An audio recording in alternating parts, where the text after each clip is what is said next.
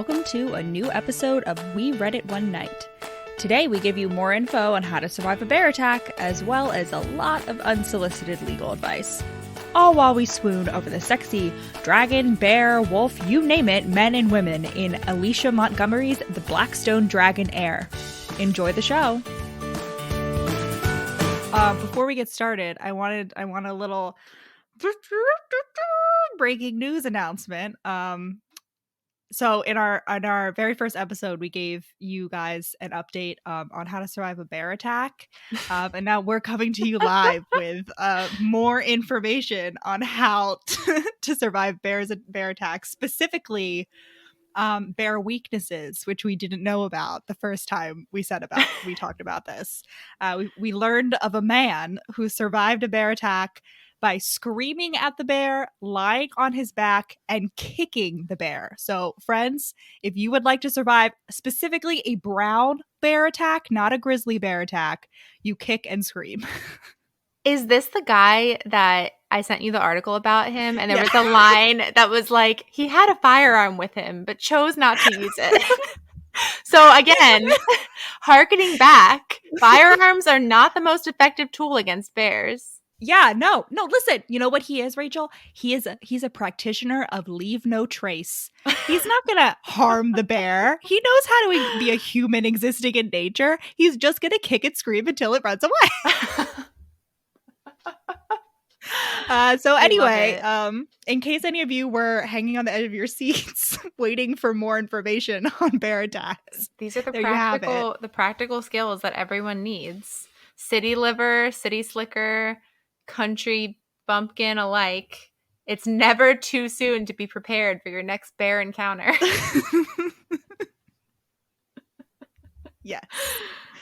Excellent. So today, speaking of bears do make a little bit of an appearance in this book as side characters. We are talking about The Blackstone Dragon Heir by Alicia Montgomery. This is my first experience reading any kind of shifter or people turning into animals in the context of a romance novel. Honestly, it's probably my first experience reading a book at all where people turn into animals that wasn't either Harry Potter or Twilight, harkening back all the way to my traumatic childhood experience reading Animorphs, the worst children's book series to ever exist, in my opinion, just because it gave me a lifelong fear of slug-like aliens crawling into my ear as I sleep sometimes and taking over my brain. So yeah, screen that before you give it to your young'uns. Oh my God. Yeah, there are no such things here. This is much more reminiscent of like the Twilight werewolf things, in which these are people who can just turn into various animals at will. They seem to be born with it. There's some like genetic explanation because like dragons can't have babies with other animal shifters and like have dragon babies. But yeah, they're just chill people who turn into animals. Yeah, I found this very interesting because I feel like it made me realize that there's just like these entire genres of sort of like fantasy light where it's just there's not that much world building, but it's just like some people can turn into cool, possibly mythical beasts and everyone knows about it. It's not like a secret other world. You know, I feel like there's a spectrum in fantasy from like all the way high fantasy where our world, the human world, does not exist, all the way down to, you know, Harry Potter, Twilight, where the fantasy world exists, but the normal people don't know about it. And then we have these books where they're just like living among us. Everyone's chill with it. It's kind of the only other thing I've really experienced like that is I watched a little bit of True Blood, which is that vampire TV series. Yeah. Where the vampires are out and among us. But yeah, I really like this book. Like it was, you know, it was very light, very short, definitely a one-nighter if you want to make it like a one-night read. But I would definitely be reading more of these. Like I'm into it. Yeah, no. So this book, this book is sort of proof of the power of advertising, specifically on me. So my first encounter in my life with like how powerful advertising can be and specifically how susceptible I can be to it is with Cinderella 3, A Twist in Time, which is the best direct-to-video Disney movie sequel of all time. It is incredible, and I think we should do an episode on it. Anyway, the first time I saw a trailer for that movie on the Disney Channel, for some reason, there was just something in my soul that was like, I have to have this movie. And so I bought the DVD, and we still have the DVD of Cinderella 3, A Twist in Time. And that's what happened here with these shifter books. When I started reading romance and joining all the romance Facebook groups, the Facebook algorithm was like, oh, we have our next victim here, and started showing me all these Kindle Unlimited books, mostly mafia romances and shifter romances. And this was the one that like popped up on my newsfeed, and I was like, that sounds like my cup of tea. And, you know, Rachel, you're right. It is a one-night read because I read it in one night. I'm pretty sure I started it at like 10 p.m. the first time I read it, and then read until like 4 a.m. This was my summer of sleep deprivation last year, where I just constantly was like reading all night long. Yeah, I read it in 2 nights, but it definitely could have been one. The only reason I didn't finish it the first night was because I was going to Disney the next day and just did not want to do that to myself, but I definitely could have. I would have done it to myself. I did do it to myself when I read So after waxing poetic about this genre, we'll just give everyone a quick recap of what the setup is here. So it's pretty basic, besides the fact that people turn into mythical / also real animals.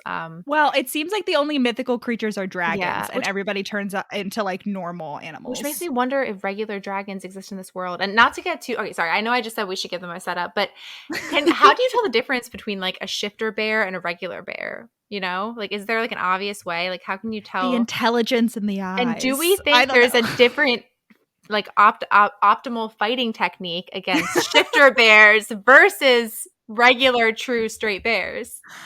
Well, the thing is I don't think you can just scare off shifter bears with like kicking and screaming, because they're humans. They're like, I'm not going to be afraid of you because like I don't have that animal instinct. So I feel like shifter bears are significantly more dangerous because they have human intellect. I don't know. I feel like it seemed kind of like there's just like a bear living inside you, and sometimes it takes over and it gets to live the full life. No, there's a direct quote when our hero, the dragon, Matthew, is talking about his dragon. He's like, it's not a separate being. It's two sides of the same coin. So they are like both separate. You know, it's like the Holy Spirit. Basically, these shifters are like Jesus. They're like the Trinity, except it's just dual. Like they're one and different. It's like it's an opportunity for a whole new religion here in this shifter universe. Yeah, I'm surprised people don't worship them. It's a good point. No, but there are anti-shifter groups. That's true. Okay. So slow down. The setup here. Our girl Catherine, she's the main character. She has gotten herself into a bit of a sticky situation in LA, and we'll go back to that, but she's basically going to go to this town in, seems like Colorado, some mountain village where our boy Matthew, the dragon shifter, lives. And they are obviously going to fall in love, end up together. But in between, a lot of stuff happens. So let's back up. We open on the prologue. Catherine, not Kat, not Kate, not Katie, Catherine Archer is running through the streets of Los Angeles. We don't know what she's running from, but we know she's about to die. And our girl, she does not fuck around. She jumps right into a goddamn dumpster because she needs to disguise her scent. And quite frankly, I don't know that I would have like the gumption to throw myself into a dumpster. Oh, I definitely even if would. I were being chased by mafia lions. And frankly, I read this and I can't think of a single animal that would be better for the mafia than lions. I don't know why, I just really vibed with that. Specifically the Bratva, like the Russian mafia. It's not just like any mafia, it's the Bratva. And I agree, they are lions. However, they are made significantly less badass when you learn that they need a gun to kill people. Like, what is the point? They're about to shoot her and they've shot her roommate. What is the point of turning into a goddamn jungle cat if you still need to carry around? Again, this all comes back to like, you're hiking. Gun is not going to help you out of a bear encounter. You're the Bratva. You should not need to be relying on hardware other than your own teeth and claws. Yes, no. Here's my thing. I get it for like expediency. It's messy to kill someone as a lion. Like, we can't all be the Twilight vampires who like can eat people without getting blood on their clothes. Like, Sometimes you just need a silencer and one bullet to take people out. And I guess it's also kind of a huge giveaway when your victim has been mauled by giant, like 4-inch talons. They're like, either someone's got a trained pet lion or we got some shifters on the loose. There's only one pack in town. Although a great way to frame shifters is to, like, I don't know, ship in some authentic lion mane hair from Africa and then, like, get, like, Wolverine, like, costume claws, kill someone, sprinkle the lion fur around and be like, well, it was clearly the lion brought like, not me, a regular human. I wonder whether the anti-shifter groups have thought of this. That's true. And whether they've incorporated it into their anti-shifter strategy. Yeah, if there's any anti-shifter groups listening out there, don't take this as advice, but just saying. So our girl Catherine is in the dumpster, and she gets rescued by some random guy who I definitely thought was going to be the hero, but he's completely irrelevant. He just comes out and he's like, yo, bitches, why are you in my alley? Get out of here. And they're like, okay. And then they like, no. They leave because he's like, I'm part of the Italian mafia, who also are presumably some sort of animal, probably like wolf or something. And so he's like, remember, there's used to be a turf war apparently, and the lions like got their asses beat in the turf war. And so this guy comes out and he's like, remember how we beat your asses? Like, that's gonna happen again unless you get out of my turf. And so they do. But my thing is that I would love, I mentioned earlier that my Facebook algorithm showed me mafia romances and shifter romances, and I would love some sort of crossover of that genre. Alicia Montgomery, if you're listening to this, can I please get a spin-off about the lion Bratva and like a whole romance series about them, please? There are like 8 books in this series, aren't there? And they all focus on like a different animal. It could definitely be happening. No, Rachel, I've read all the books in the series. Oh, you think I haven't read all of them? Here's another small detail I noticed is that this random Italian mafia guy who comes out, he's like, you guys know my cousin, Giorgio Deviani, right? And they're like, okay, time to fuck off. Later on in this book, we're going to get a random restaurant owner also named Giorgio. So I feel like this is kind of like the hating game where it's like, are they supposed to be the same person? Or is this just like the same name and just like a mistake, or the author really loves this name? Or is it a different spelling? No, but I physically read this book. I actually read it with my own 2 eyes. So it was the same name, same spelling. I don't know. We'll see. I think it's just an Italian name. You know what? She's realistic, right? She's real. You know, people don't all have different names in real life. People have the same name. That's how you know it's a true story and not fiction. This is actually a biography. This is how we know what end of the fantasy spectrum we're on. This is like the real world. This exists. Yeah. Okay. So yeah, the mafia lions leave. Catherine's still in the dumpster. She crawls out of the dumpster and she's like, "Ooh, glad I wasn't in the dumpster anymore." And then she sends a fancy coded text message to somebody who we don't know who, and she's like, "It's the Cabernet is too dry. I need somewhere cooler or something." I don't know. There's a bunch of like, there's this code that like is very clever, but I don't get. Yeah, she sends it to her quote unquote contact, which makes me think at least like, oh, she's definitely some kind of like cool ass spy. The truth is significantly less mysterious, but still, we're gonna spend the whole book. I enjoyed it. Yeah. I never guessed it. That's the thing. Like, definitely, it was a good twist. I didn't guess. Anyway, so we fast forward a few days in time, and Matthew Lennox is the new CEO of Lennox Corp. He's being passed the position by his mama and his dad, who are about to go on their world tour, retirement tour of love. And yeah, like there's a lot of nepotism here, but he seems like he's a pretty competent CEO and he's super rich, which is what's important. Yeah, I had a lot of thoughts on this. First of all, Matthew, our guy Matthew, he has a twin brother, okay?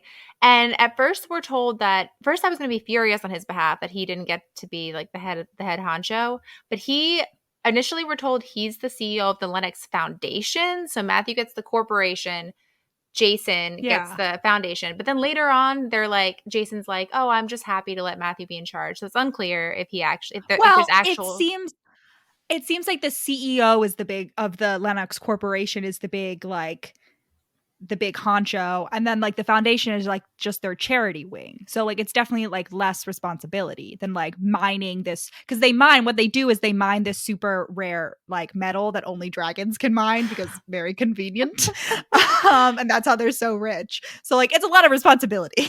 The other thing is that they made him CEO after he'd only been working at the Lennox Corporation for 4 years. Like, that cannot be good for company morale. Like, here's the thing. He's a dragon. That automatically adds like 20 years of experience onto your resume. Okay. The other thing is that, so they also have, there's the 2 twins. Then they have an adopted brother named Luke, who is a lion. Yes. He's a lion. Not related to the mafia.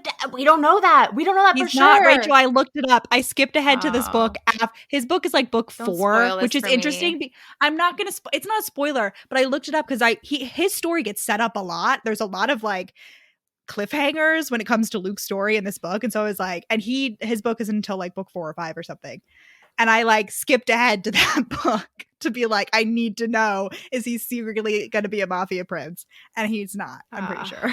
God damn it. Well, I wasn't going to say he was going to be a mafia prince. I was going to say he's definitely going to fall in love with like a girl, like a Romeo and Juliet type situation, a girl in the mafia gang, in the Bratva, like a daughter of the Bratva. Okay, maybe not. Anyway, speculation does not matter. Moving Alicia on. Montgomery, feel free to use these ideas for your Lion Bratva spinoff series, please. Wait, has this book not been written yet? No, it has. All of the books have come out. So sorry. All of the books are come out. The last book is, I think, my favorite besides this one. It's about Sybil and 2 dragons. I was about to say there's a 4th sibling named Sybil. She's also a dragon. However, she does not get any kind of leadership role. She's a social worker. And for some reason, just in general, the vibe of this book was very much like, never mind. I guess this isn't fair to say since the mother is the previous CEO. But in general, I feel like this book had kind of a vibe of like, oh, yes, of course the women will not get. I take it back. No, because the mom did. And I've read the prequel. It is free with Alicia Montgomery's newsletter sign up. So, and it's already on our shared Kindle account, Rachel, if you want to read it. And the mom, like the company was like in, what's it called when a company is escrow? Dissolution. The company is about to fail, basically. Like, and everyone's poor and the castle is dilapidated. We'll get to the castle in a little bit. And then it's like an arranged marriage. She gets married to the dad. And then she's like a great businesswoman and like revitalizes the company and like makes it like one of the biggest companies in the world. Yeah, so Ari, the parents' love story, another very important thing, if you're not familiar with this shifter situation and or any kind of mythical creatures, there are mates in this book, which is some fairy ass shit, and I love it. The parents are mates, and we get this like idea of, though most shifters believe dragons rarely found mates, his father had somehow lucked out, which immediately, as soon as I hear that, like, oh, it's so rare, I'm like, all right, well, every single fucking dragon in this story is definitely going to find a mate, aren't they? Because that's how it always goes. In every book I've ever, like, it's always like, oh, imprinting is so rare. Oh, but like every single werewolf has imprinted on someone. Oh, mates are so rare in the fairies. Everyone's going to have a mate. I don't hate it, but like, I don't know. 2 things. To be fair, there are only like 4 dragons in this book. So like, and as we find out, spoiler for the 8th book, there's a whole actual like huge society of dragons that these dragons just don't know about because they were exiled like 100 years ago. But to be fair, there are only like 4 dragons. So statistically, the mating is still rare among the dragon population. 2, I love mates. I love when mates are in the book. One of the reasons, so I love romance novels. This is the reason many people love romance novels, is because you have the guaranteed happily ever after. You get a happy ending. You know that all this angst and this pain and this like emotional whatever is going to be worth it at the end because the characters are going to be happy. But Mates takes it, just for me, to like a whole other level of like security blanket, because I'm like, oh, like the 3 fates have spoken. Like these people are going to be together. Like these idiots are already in love. I completely agree. I love it. I also feel like in any book like that, it's irresponsible for any character to get into a serious relationship with anyone who's not their mate, because at any point their mate, who they have like an unavoidable like planetal like like gravitational pull towards them, they're gonna have to ditch their like other partners. Like, why are you getting into a relationship with anyone else? That I don't know. I just don't get that. Yeah, I don't know. It just never, I don't know. Yeah, I love mates. It's great security. I love mates. We I love love them. Really, really happy about them. Anyway, so Matthew and the boys, aka Jason, Luke, Nate and Ben. Nate and Ben are family friends. All go out to the bar. We get a lot of characters introduced. There's also like cousins. They all get their own book. Yeah. They all get their own They're book. all kind of just like thrown at you, and you kind of feel like, oh, should I know about these people already? But it doesn't matter. Like throughout the course of the book, you get to know them individually, sort of. Yeah, I feel like there's never a point where you're like, oh, I don't understand what's going on because I don't really know much about these characters, because they're just sort of like to fill out the background, and then they'll get their own stories later. Yeah, so they all head over to the bar where Catherine has recently secured employment, and they proceed to harass her. Yep. Yeah, they're like, oh, I feel like Catherine's enjoying our quote-unquote banter. Said no bartender or service employee ever. Like, they're just being harassed, and she's like, okay, well, I can put up with this, or I can risk my tip. Like, I guess I have no choice. She's not enjoying it. Like, I mean, yeah, like are they sexually harassing her? Yes. Does it bother me? No. Here's the thing. It's always in her. We're always in her head when it's happening. And she's never like, oh my God, this fucking sucks. I hate this so much. She's just like, whatever. Like, I'm used to it. Like, I know how the game is played. And so I'm like, Catherine's not that bothered by it. So I'm not that bothered by it. Even though, like, definitely do not flirt with people in their place of employment. Listener, please do not do this to service workers. Do not flirt with people in places that they can't leave. Please. Yeah, for me, it's just so visceral. Like, just like the dialogue, I'm like, I cannot, even if you're telling me outwardly that you are enjoying this, I just cannot, it's just not plausible to me. Yeah. No, I'm having flashbacks to that time that like 25-year-old man hit on me when I was like 17 in lifeguarding. And I was like, I'm alone at this pool 45 minutes away from where I live, and you're asking for my number, and I don't like this. So yeah, it's definitely didn't appreciate that. Very uncomfy. However, Catherine's friend, coworker, Heather, I don't know, something with an H. Her coworker is like, oh, look at those shifters over there, because apparently there are shifter like groupies who like to have sex with them, and so because they're all super hot and like animal magnetism and whatever. But her coworker is like, oh yeah, and then those two, Jason and Matthew Lennox, are twins, and Catherine is like, twins? They don't look like anything alike. They look like maybe distant cousins.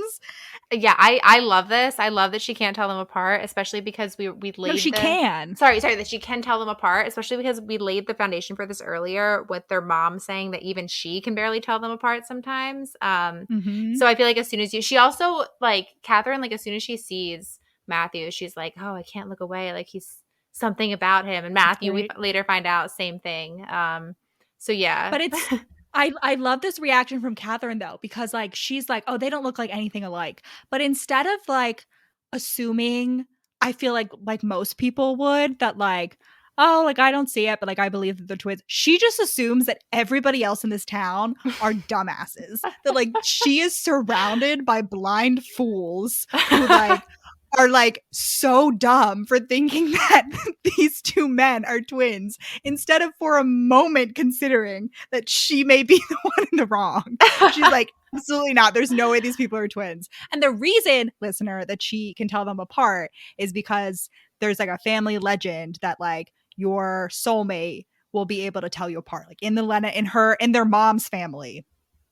Like that's like the family thing, which comes into play, I'm pretty sure, in the prequel book between the parents, because I'm pretty sure the dad also had a twin, but I could be wrong. God. Everyone, no, and twins are genetic. Identical twins are genetic. No, dude, it's the opposite. Fraternal twins are genetic. That's what I was gonna say. The implication that identical twins are somehow maybe in the shifter universe they can be genetic. Yeah, but like they're dragons. No, identical twins are not genetic. Absolutely not. It's a complete random chance. Anyway, the reason she can tell them apart is because she's Matthew's soulmate. Yes. And it's just fun. And again, like I love Catherine's stubbornness, that she like never once considers that like she's the one who just can't tell. We love a stubborn gal. So she's not the only one who's stubborn. Matthew also is like, oh, I don't know why my dragon is like telling me to be into this girl. Like, oh, I'm just like, this is so I don't get annoying. it. Yeah, and then he goes out and his probably favorite line, just love this. Matthew sat in the car stewing in his juices. And definitely no, that's definitely a phrase. That's definitely like a thing. I know, I That's love it though. I love it. So he sees her, and the next day, like, he's at work being the big bad CEO, and he can't stop thinking about Catherine. And he's like, what the fuck is going on? I can't possibly tell. And he has like a brief flashback to the bar when Nate and Jason, I don't know, two of the dudes, his brother Jason is one of them, or like have been flirting with Catherine. Like, she's the hot new bartender. They're trying to get her to go out with them. They're like playboys. And he has a little flashback where he's like ready to beat them up for like just looking at Catherine. And I'm like, in real life, red flag. In a book, I'm very much into it. I love when a man is ready to beat up his closest friends and loved ones for a girl, and especially when he's too much of a dummy to realize why. When he's just like so hot and stupid that he just like doesn't understand that this mating bond that exists, that my dragon is telling me exists, is happening here. I love the classic Twilight 50 Shades bar / harassment rescue scene. Classic. Yeah, no, it's just great. And you know what? I love the mates. I love because it's especially here because it's like true love at first sight, love at mate sight. But it's mutual. It's like for both of them. It's like, oh, I'm so attracted to you, but I don't know why. The dam has been broken on the love at first sight mating bond, and Matthew can't stop stewing in his juices thinking about Catherine. So despite the fact that he is a total teetotaler usually and works 90 hours a week and never goes to the bar, back he goes tromping over to Catherine's place of work to ask her out.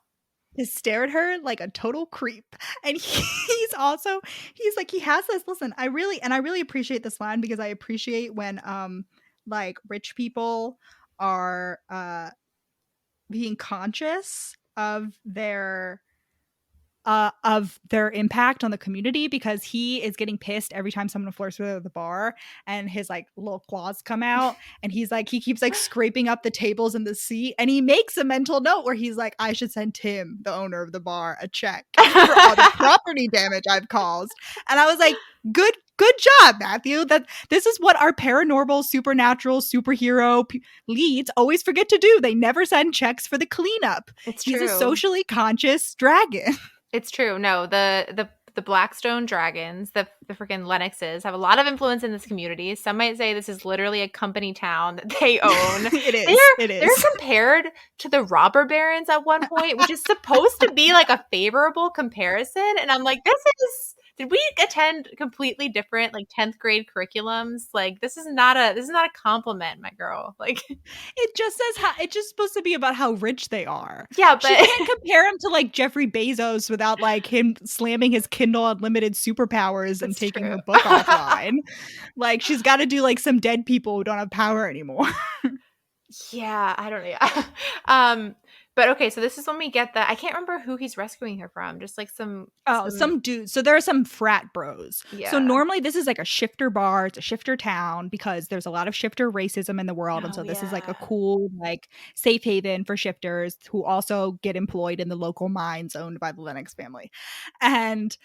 But sometimes some people from the other nearby college towns roll on in and are like assholes. And so we have some frat bros who are flirting with Catherine and like monopolizing her attention. And Matthew is like stewing in a corner, but he can't do anything because he doesn't want to be a creep, even though he's definitely being creepy. And then eventually he runs out into his car and he goes and stews in his juices in the car. And he's waiting. He's like, I want to go home, but I can't go home because Catherine's still in the bar.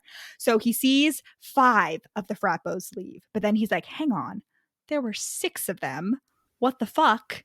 And then Catherine comes out and he sees her start to walk home. And lo and behold, who pops out but 6th baddie. I thought he popped out of a car or something. He was waiting in his car. Yeah. And rolls down his window. So he's like, hey, babe, want to come home with me? And she's like, no, thank you. Goodbye. And he's like, no, that wasn't actually a question. And he tries to grab her, at which point, quote, using his shifter speed, he got in front of her, blocking her path. So all of a sudden, this frat bro has a giant in human form, probably with his claws out, with his hand on his neck, and he's like, amazing. Yeah. And he's like, well, all right, it's time to fuck off. And this is enough. Enough women have been harassed for tonight. I filled my quota. But not only, excuse me, not only does Matthew threaten him with his dragon self, but he also threatens him with his human robber baron self, because the guy is like, you don't know who you're messing with. And Matthew's like, the name's Matthew Lennox. Look it up. And then he slams the door and like kicks the butt of his car as he drives off. So he's like, he's using all of the privilege at his disposal. I also like at this point, Catherine's walking home. I don't know what time of year it is, but I guess it's cold because she's wearing a puffy coat.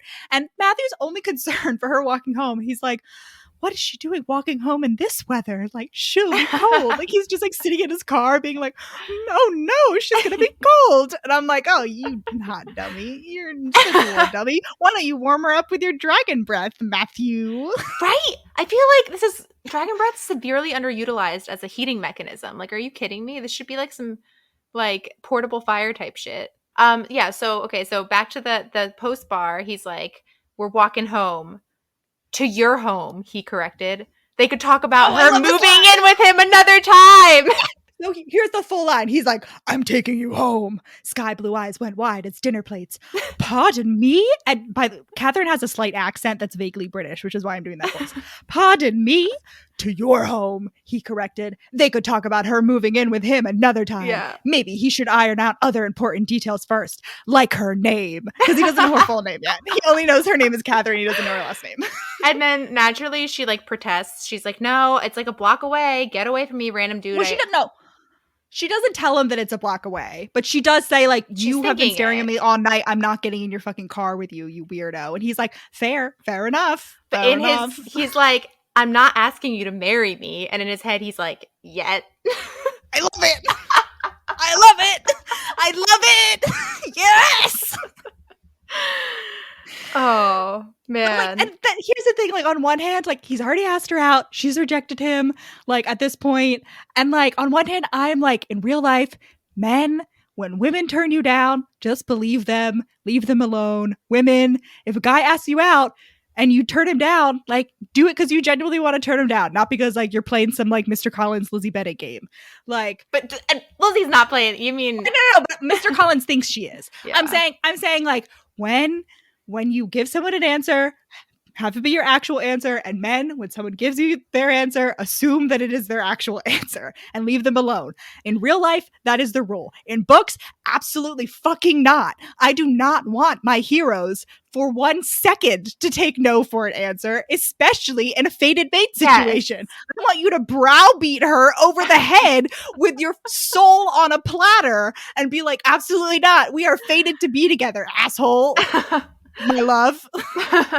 So following that script, he follows her home naturally. She's like, fine, you can walk me home, but don't walk behind me like a stalker. Like, walk beside me. She's like, don't fucking follow me, you weirdo. Like, if you're gonna walk me home, just like walk with me. He's like, but I'm quadrupedal. I need more space. But yeah, she lives like right across from the bar. It's funny because like they start to walk home. She literally just crosses the street and she's like, I'm here. And he's like, oh. Anyway, it's time for the big date at, you guessed it, Giorgio's restaurant. Which I thought was a familiar name, and it is. No, not yet. What happens? Not yet. What happens? They have to make out in the alleyway first. Okay, he walks her home. He asks her out. She turns him down, and he is very sad about it. But we do have a great moment. One of my favorite moments in romances is when the hero or the heroine or whoever has a thought, and he's like, mine, like in little italics to show that it's like a mental thought. I love those. I love it. Spicy. I want it in every single book. I love it. I love a mental claiming. Anyway, he asks her out. She turns him down. He goes back, and he's like, I'm going to respect her wishes, and I'm going to be very sad about it. And he's a dick to his employees, and he makes one of his assistants quit, and his dragon's really pissy at him. And then he finally is like, I'm going to go back to the bar like 2 days later. And he's creeping on her again, and he's buying everybody drinks to get them to leave the bar. He's like buying everybody's drinks. And I'm like, again, I like when rich men use their powers for good. aka getting people free stuff. Even if it's to harass the bartender, I'm into it. Like, it's great. Yeah, he better be. Yeah, he's like, I tip double. Don't worry. Which, like, good. And she's like, take it back. And I'm like, a real bartender would never say that. A real bartender would take it. A real bartender would use every tool at her disposal to get as many tips as possible. Yeah. Okay, yeah, so then this is when she agrees to go to Giorgio's Ristorante. Yeah. No, they make out in the alleyway. What? She goes into the alleyway. He's harassing her all night.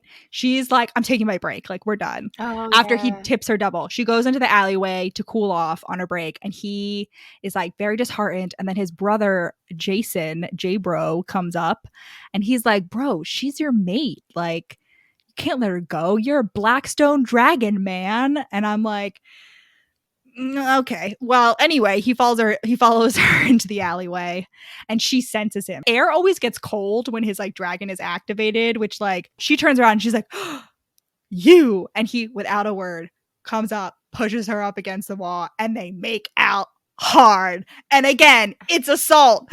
But also, am I into it? Yes. Very aroused by it. Very into it.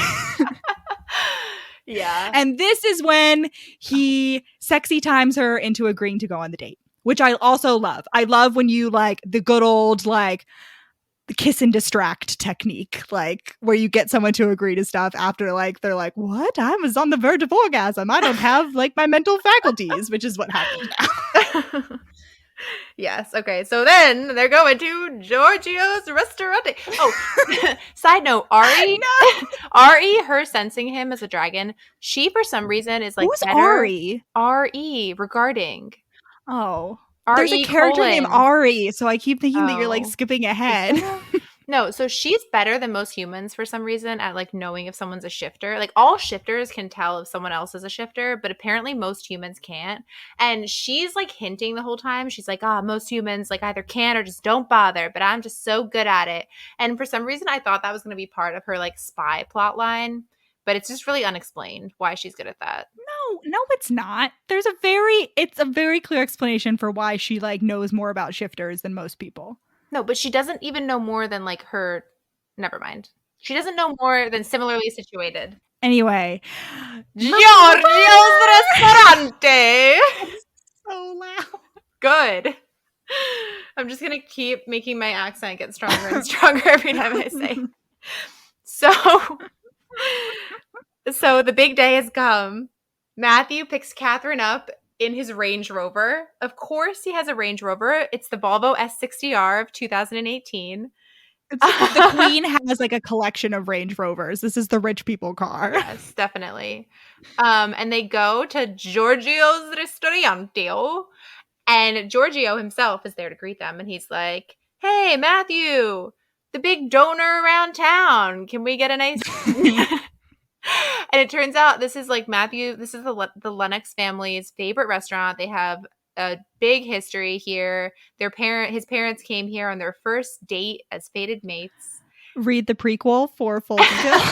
And they always sit in the same table, which is a circle booth, which, don't get me wrong, circle booths, sick table for a group of at least 5, okay? Which is, they have a group of 6. It's great. However, it just seems like the worst possible table choice for a date of 2 people, because either you're going to be sitting together in the center of the semicircle, like some kind of king and queen, able to hold court, but unable to hold a conversation. Or you're going to be sitting like so awkwardly at like the weirdest angle, like so far away. I just don't get it. Like, why would you choose that table?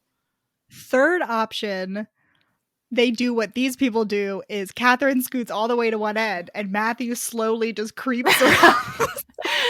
But like either way, you're not facing each other. It just doesn't make sense to me. Like that's just not... I don't know. I like it. I like booths.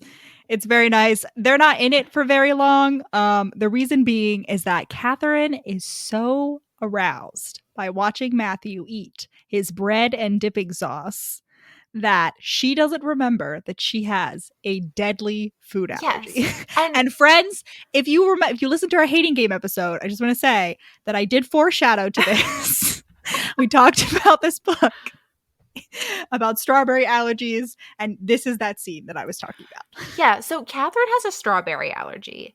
Despite this, she's like, oh, I just want to get this date over as quickly as possible. Matthew, you've been here. Just order whatever you want off the menu and I'll eat it just so I can get the hell out of Dodge and just get out of this restaurant. She's doing that because she's wants to be a bitch because she doesn't want him to ask her out again. I understand. However, I do not personally have a food allergy. I know several people with food allergies. One thing I cannot imagine any of them ever doing is going to a restaurant and telling someone else who doesn't know about the allergy, oh, just order whatever you want, and then actually eating that without doing any check of what is in that food. Like, you know why I don't think anyone I know with a food allergy would do that? It's because if you have a food allergy, you're not going to make it to adulthood if you behave like that. Like, to be fair, please inform me of a single Italian dish besides this proprietary strawberry vinaigrette at this specific Italian restaurant.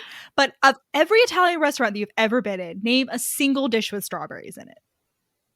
I have no idea, but it does. I feel like it doesn't matter. Like I just Rachel, you want to know why? It's the power of boners. The power of boners is so strong that she's like, I can't even think about my medical condition because his lips and his tongue eating that strawberry vinaigrette, it's like a metaphor for eating my pussy. And I want that.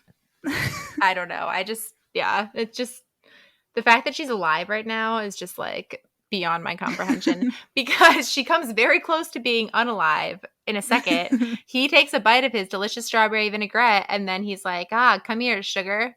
Give me a smooch. and then they break apart and he's like, ooh, she's aroused. She's getting a little red. She's getting very red. She's getting purple. She's not breathing. Yeah, and Giorgio comes over and he's like, she's like, what? She's like, what in that? And he's like, strawberry vinaigrette. And she's like, straw. And then she passes out. Yeah. and then she passes out from not being able to breathe. Like, how long can you be in anaphylactic shock without treatment and not be breathing and stay alive? Also, why isn't their first instinct to be like, hey, does anyone in this popular Italian restaurant have an EpiPen? Like, wait, question, are EpiPens universal? Yes. Okay, so it's not like specific to the people rush who have of them. like it's a rush of like endorphins or something that you just stab. Adrenaline. Yeah. Okay. They don't do that. He's not thinking about that. Instead, he's like, call an ambulance. Then he's like, no, I know the quickest way to the hospital. Which, to be fair, to a criticism of the American medical system, yeah, a lot of times it's just faster to drive yourself to the hospital and cheaper. Well, but also you don't have to wait for an ambulance to come. However, this was a huge bait and switch. He's like, wait, never mind. I know a faster way. He picked her up and started running, and then got in his fucking Range Rover instead of turning into a dragon. Why didn't he turn into a dragon and fly her there? Can I just say what a tease this line is? And also, at this point, I was 28% into the book, and no one has actually fully turned into any mythical creatures yet, which was a big disappointment. This will be rectified later on, but let me just say at this point, I'm like, what is the point? Like, come on. Yeah, no, I mean, but there are many references, like his dragon is constantly referenced. At one point, when he's scaring away the people from the bar, he's like, they ran away with their tails between their legs when he gave them his most intimidating, I can literally eat you whole look. And I just feel like the finale, the way Matthew uses his dragon powers is just so deliciously silly and wonderful and violent in the finale that it really like just makes it all up for me. I also wrote down that exact quote. But that's what I'm saying. That's what I'm saying. It's been teased at, hinted at this whole time, but it's just like, I need a full transformation. Come on. And we'll get that. We will get that. Don't worry. For many, many dragon scenes, the 8th book. Let me tell you, the 8th book has so many dragon scenes. So she's at the hospital. And the doctor's like, she can't see her eyes. Oh, before this, they're like, her eyes were thin slits and her cheeks had puffed up like a chipmunk's. Matthew had always thought chipmunks were cute. Like, congratulations on having an original opinion. Chipmunks are objectively. No, but he's doing it like she's supposed to be like very like disturbing and gross looking, and he's just like, oh, but no, she's really cute. Chipmunks are objectively some of the most adorable animals, and I don't understand why they haven't been domesticated. If we can have hamsters as pets, chipmunks are just objectively cuter. Yeah. Anyway. True. Honestly, they would probably somehow like get super ugly if we domesticated them. They would Like, be it's like how dogs look. Like, dogs are very cute, but they are objectively less cool than wolves. Like, wolves are just objectively cooler looking, and it's because they've been domesticated. No, dogs are a bad example because I agree wolves are cool looking, but dogs are objectively cuter. For a great example of an animal that got uglier, look at weasels and fucking what are the Ferrets. Weasels and ferrets. Have you ever seen a wild weasel? They're fucking adorable. They're so cute. They're tiny. And we have ferrets, also cute. I'm not dissing ferrets here. I'm just saying compared to their wild cousins, like it was really a step down. Are ferrets really just domesticated weasels? Yeah. It's probably No, like I thought they were like different. I thought they were like slightly different but related. It's like, I mean, yeah, like dogs and wolves. No, like not in the, I don't know. I don't know enough about ferret domestication to have this conversation because her chipmunk cheeks have made her eyes be such thin slits, she apparently can't see at all. So the doctor is like, oh, well, she's going to have to stay the night if she doesn't have anyone to take care of her. And she's like, no, I don't have insurance, which again, American medical system, very expensive. I do not blame her. And so Matthew is like, I'm paying for everything. Don't worry, it's all me. Which, yes, you know what? Even outside of the fact that he's in love with her, he did cause this.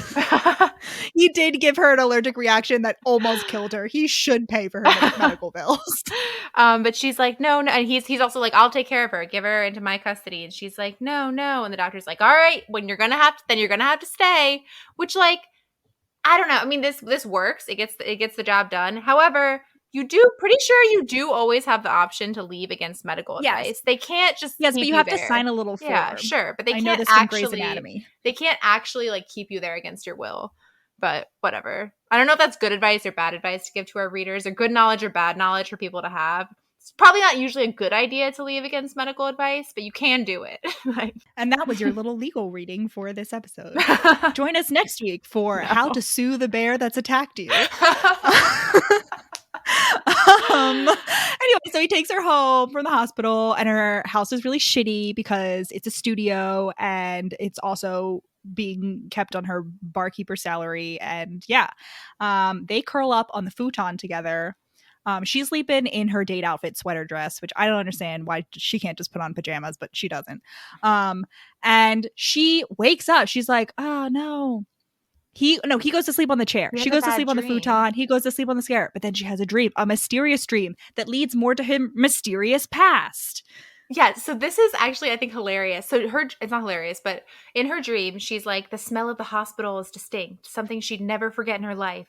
She let out a gasp. Stale air filled her lungs, but at least it wasn't that smell. So the key thing here is that the hospitals have a distinctive smell. And let me just go on a tangent here to say that I recently watched some of the Real Housewives of Salt Lake City, and one of the key dramas in that show is that there's a character called Mary, and another housewife had recently gone to the hospital and then came over to hang out with Mary, and Mary was like, you smell like hospital. I had very bad experiences in hospitals. I hate the smell of hospital. Please, like, get away from me. I hate smelling hospitals. So that caused a huge amount of drama, and all the characters are like, what do you mean? Hospitals don't have a smell. Like, whatever. Mary's vindicated by this book. There's at least one other person who can't stand the smell of hospitals. Like, the smell, she's specifically talking about, like, the antiseptic smell. So I get, like, sure, in, like, a super sterile environment. There is, like, a sterile. Definitely, yeah. Anyway, she's having a PTSD attack. This hints, reader, listener, you may be asking, as I asked myself and multiple times in this book while rereading it and when I originally read it, Catherine, you are being chased by a lion mob. The Bratva. And you have just come to a town that is run by fucking dragons. And one of these dragons has the hots for you. Why not team up with him so that he can protect you? And allow me to answer this. It is because A, she's a dumbass. B, because she is running away from something else. She has a whole deeper past. Not only is she running from the lion mafia, but she is running from a whole other, never explicitly said mafia, but like definitely another mafia. They're lieutenants. If they're lieutenants and it's not an army, it's the mafia. Yeah. Right? Yeah. Yep. Okay. Yep. Anyway, So that is why, listener, if you may be asking, he's a literal fucking dragon. He is definitely at the top of the shifter food chain. He's also really rich. That's why. That's why she's not, and she won't tell him. She refuses to tell him what's going on. yeah, she's constantly just like, I can't put down roots. I can't fall for him. She doesn't know that she's his literal mate yet, but she's still like, I gotta stay on my toes, be able to run at any second. And the reason he's not telling her that she's his mate is because she's human and he doesn't know that like she knows more about shifters than the average Joe. And so he's like, I don't want to like scare her. Cause like when your shifter finds your mate, it's like 0 to 100. Like you're immediately in love. Mm-hmm. But he's like, humans like don't operate like that. Mm-hmm. So she wakes up and of course they make out. But then he stops making out with her to answer his phone. Proof that capitalism is bad. His office calls him on the phone and she doesn't get to orgasm. She's about to orgasm and she doesn't because of capitalism. Yes. Who in this book was written in 2018? Who in 2018 doesn't have their phone on silent? Like, what? Are you out of your mind? Also, CEOs. Also, right, but CEOs. But also, he's like, oh, I didn't let the office know I'd be in late, so they're calling you. What is even the point of being CEO if you can't come in whenever you want? Yeah, he's on the job. He's not a lazy CEO. I don't know. I just feel he earns that salary. He even turns into a dragon and helps mine the blacks. Like he's working. He's not just the man. He's like with a capital M, he's man with a lowercase m. He's a common man. Exactly. I just feel like this is the perfect example of your reward for climbing the corporate ladder and making it higher than anyone else. It's a pie eating contest where the trophy is more pie. What is the saying? Here's the thing, Rachel. He did not. As we pointed out earlier, as you pointed out earlier, he did not climb the corporate ladder. He came out of the corporate vagina and was gifted the company. After 4 hard years. He hasn't paid his dues yet. He needs to get up at 6 a.m. so that he can earn those golf trips. So, yeah, he immediately putzes off, immediately just ditches her, which I find inconceivable. But he's constantly doing that. He's also, I want to point out, this man is in his boxers. So he crawls into bed with her when she's having the nightmare. He crawls into the futon. She wakes up pressed against him. And she's specifically like, I feel his bare chest and his bare legs. Implying that this man, like, who? You're sleeping in not only in somebody else's house, but in somebody else's bed who you met 2 days ago. And you have the gall to sleep in your boxers? Like, I understand maybe even like taking off like, I don't know, like taking off pant or shirt, but like wear a t-shirt and boxers or like pants and like bare chest. Like this man, I know. The balls on this man, the dragon balls on this man. Disappointingly, he seems to have actual skin underneath those clothes, that they're not the scales all the time. No. This is not a furry book. Yeah, unfortunately, there are no like romantic. That was the one thing that I felt that I was a little disappointed with the overall lack of turning into a dragon, except in the finale, is because there were no romantic dragon scenes. Like there was no How to Train Your Dragon flying in the sky at sunset, like dragon scenes. She's riding on his back. There was no like pseudo dragon sex where he somehow uses like his claws as like kink play. Like I did feel a little bit robbed in that respect. Significantly, yeah. Correspondingly decreases the cat scale score of this book. Oh, I don't know, Rachel. There's this one line. All right.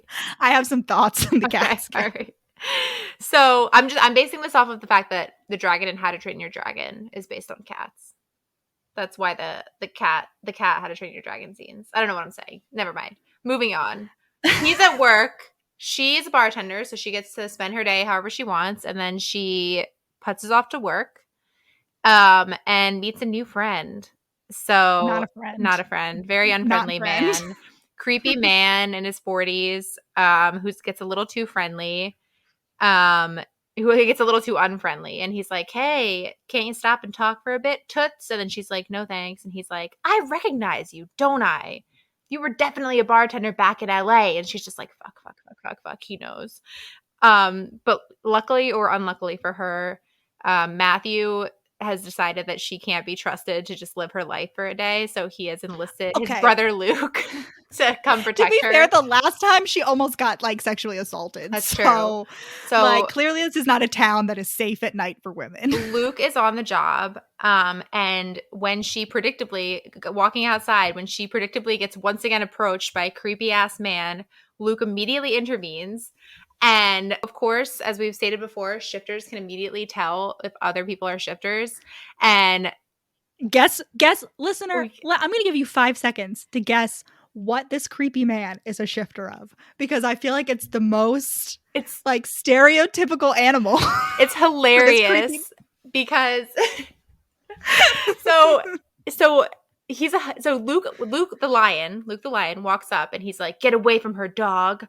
And of course, this man is actually a hyena shifter, and I think it's hilarious that he gets like offended that Luke would assume he's a dog. He's like, "I'm a hyena." And this actually, I think, definitely a high score on the cat scale for this one, because in my mind, I just immediately created like a backstory for this, where hyenas, as we all know, they're neither feline nor canine.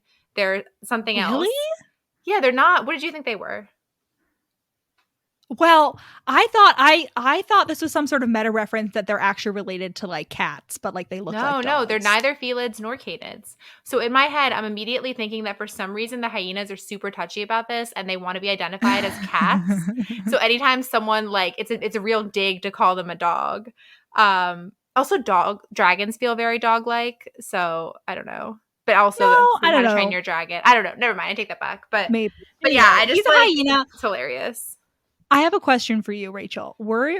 So I have a very vivid image of what this man looked like in my head. Everybody else, and usually this applies to like all books, like I don't really have like that clear images of what characters look like. Like it's usually like a blob, like a skin-colored blob with like whatever their hair looks like. And like maybe if like their eyes are mentioned a lot, like those colored dots like in their face.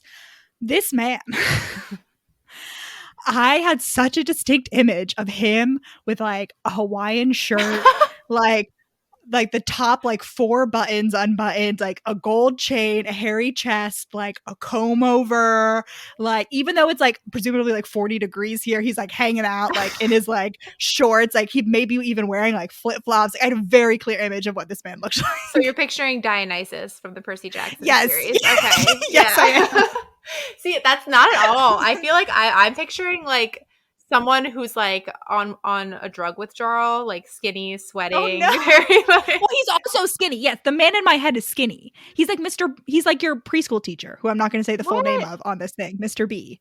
He's nothing like that. No. But I'm talking like smaller, shorter version of him, but like similar, like flip flop body shape, Guido. Like crazy hair. Yeah.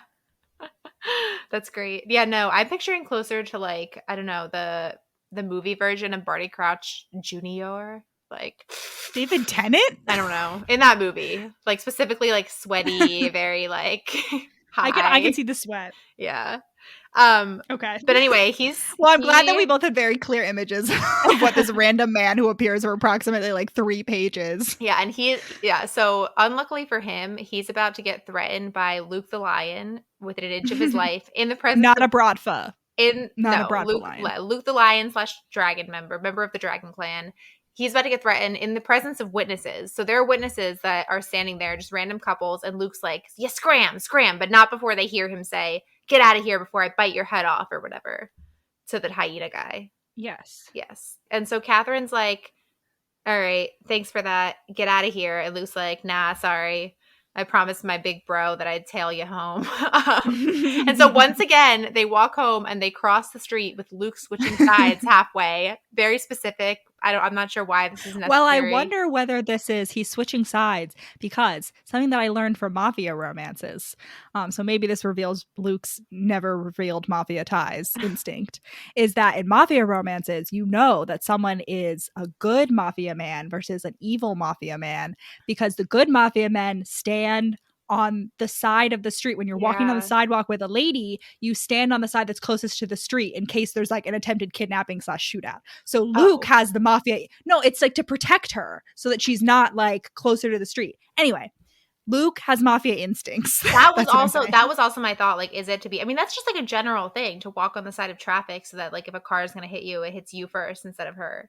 That's not. I I don't think understand that's this, but exclusive. I learned that from mafia books because a Yeah. lot of the times the hero makes a big show of being like, specifically in that one Irish series I was telling about, of being like, I don't, like, you go on the inside of the street because I have to protect you because I'm the man and I've got a anchor tattoo and a gun. Yeah, I've seen that in a lot of contexts. Like it'll often be also to like signal that like the one guy is not the love interest because he doesn't do that, you know. Yeah. Yeah. So maybe that's it. Anyway, she gets home.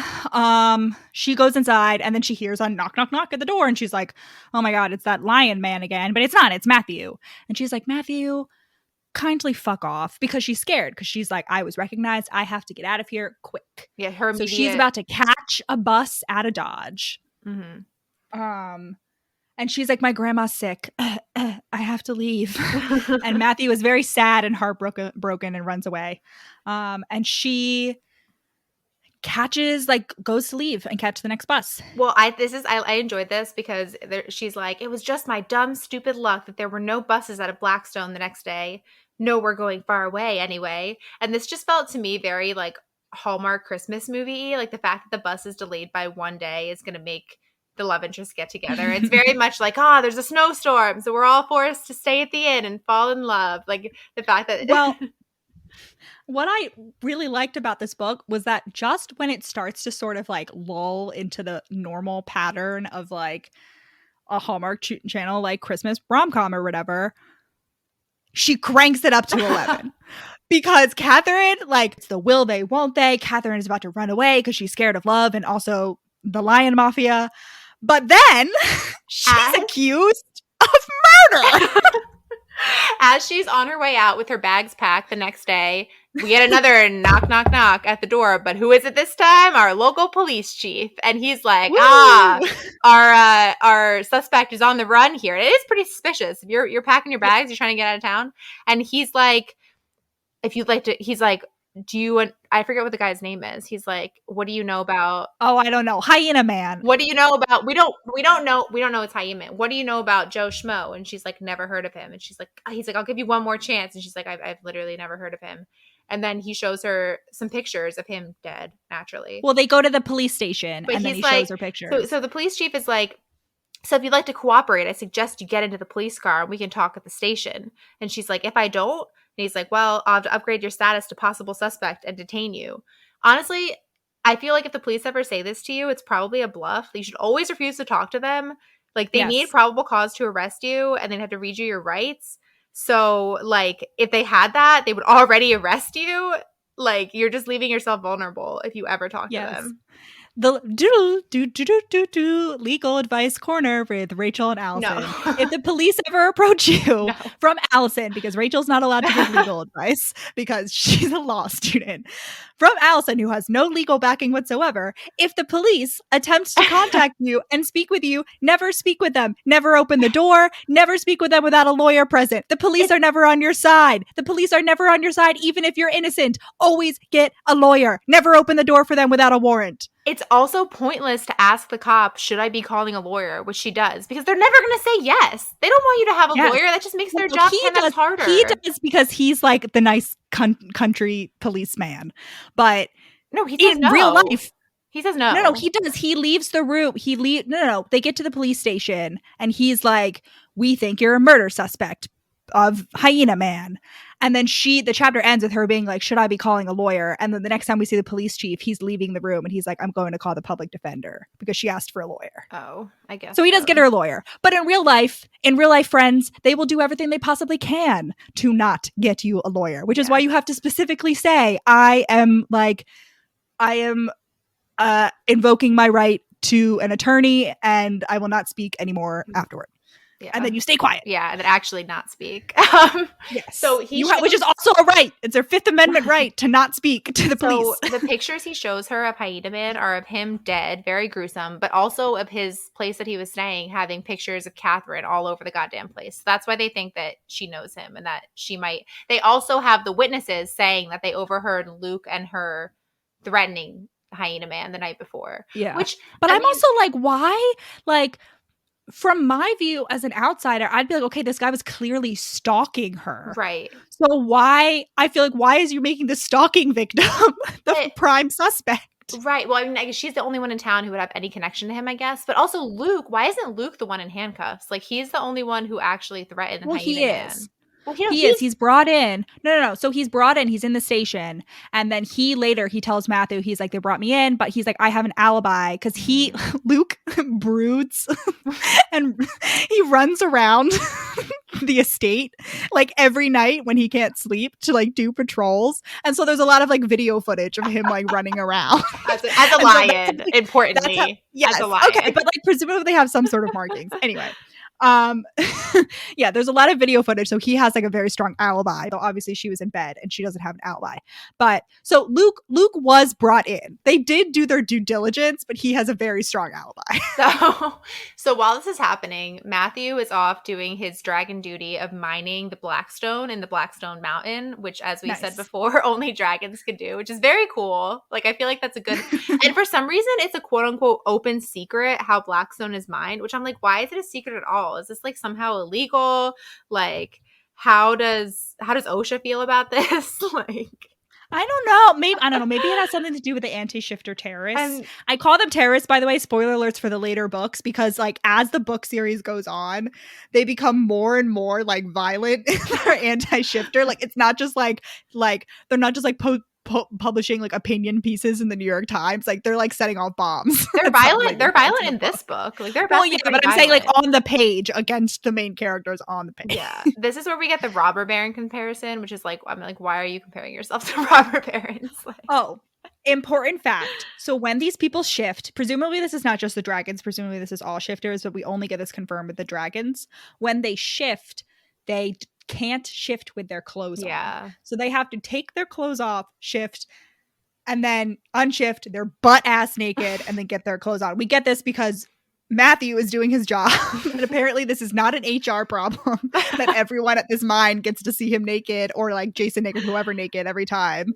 But he's butt naked. And later, again, spoiler alert for the 8th book, when they meet the rest of the dragons are like, are you kidding me? Like, there's a very easy like spell for not having to take your clothes off. Like, you guys have been getting naked every time you That's what I thought. I'm like, this is very gratuitous.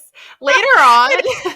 It's literally like, but it's because the other dragons. So I'm going way too much in the 8th book, but like, you find there's a whole tiff. The Blackstone dragons got like excommunicated from the dragon community and like lost all the secrets. So like, there's all this cool shit that dragons can do that they're just like not allowed to know.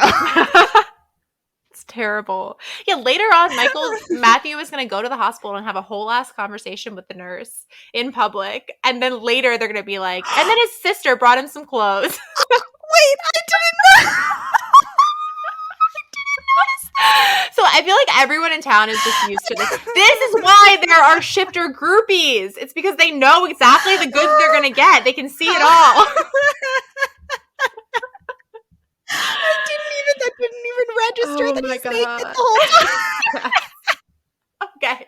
So he gets done at his fire breathing shift.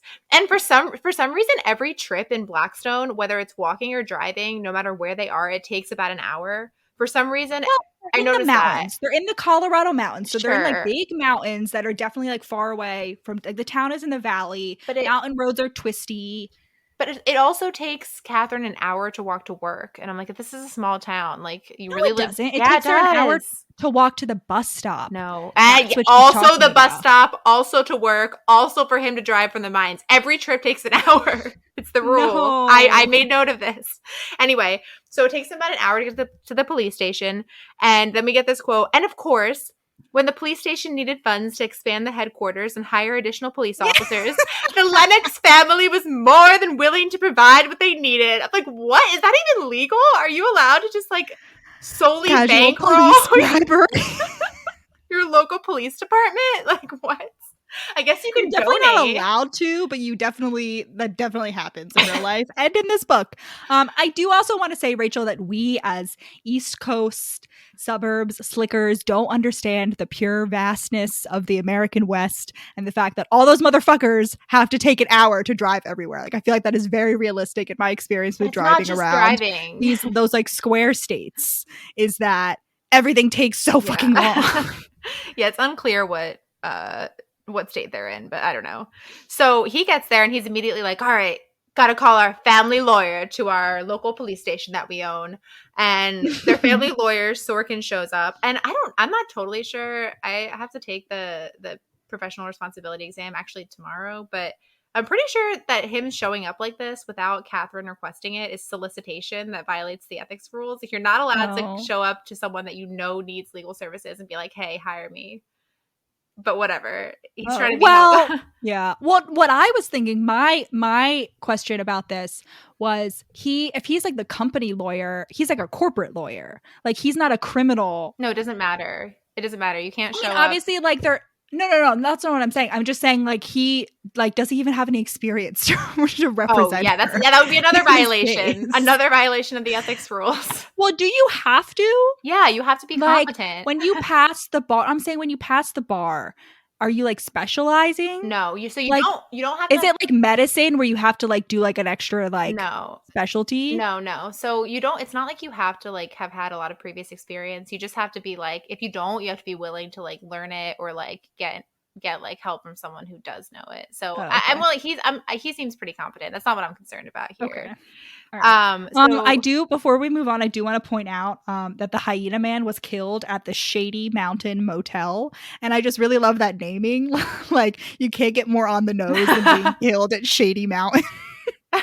Like, yeah. So Catherine is considered a flight risk. Honestly, usually I feel like when the police kind of pull this kind of shit and try to keep people in custody, I'm like, all right, this seems like bullshit. But she actually was on her way out of town, so like, yeah, she had like a duffel bag over her shoulder. Like, this makes sense. But of course, the guarantee of the police headquarters sponsors, the Lennox family. Matthew's like, I'll make sure she stays locked up in the castle under lock and key.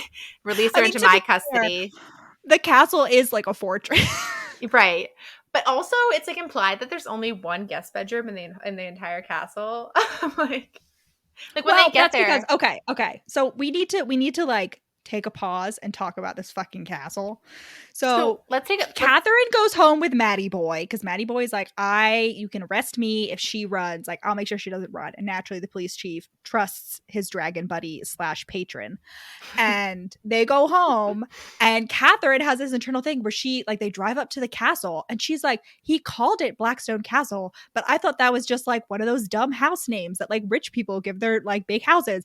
But no, it is a literal castle. Like, it is explicitly built because like some like great grandfather or whatever like wanted to marry some Swedish countess, and the Swedish countess was like, I will marry you if you build me a castle. That was a horrible Swedish accent. I'm so sorry. I don't even know what that accent was. She was like, I will marry if you'll build me a castle. And then it's like, and then great grandpappy did. And so now we have a literal castle in the middle of Colorado, or wherever the fuck we are. Yeah. So let's recap what's happened so far in the book. I think this is a good point to just like make sure everyone's up to speed. Catherine came from LA, where she was being pursued by the Bratva who killed her roommate, and they're after her. She runs to Blackstone for solace, for just to get away from them. Blackstone is where the Blackstone dragons, the Lennox family, live. We have Matty Boy, the dragon. He has a whole family. He's the CEO. He has an identical twin brother. They meet.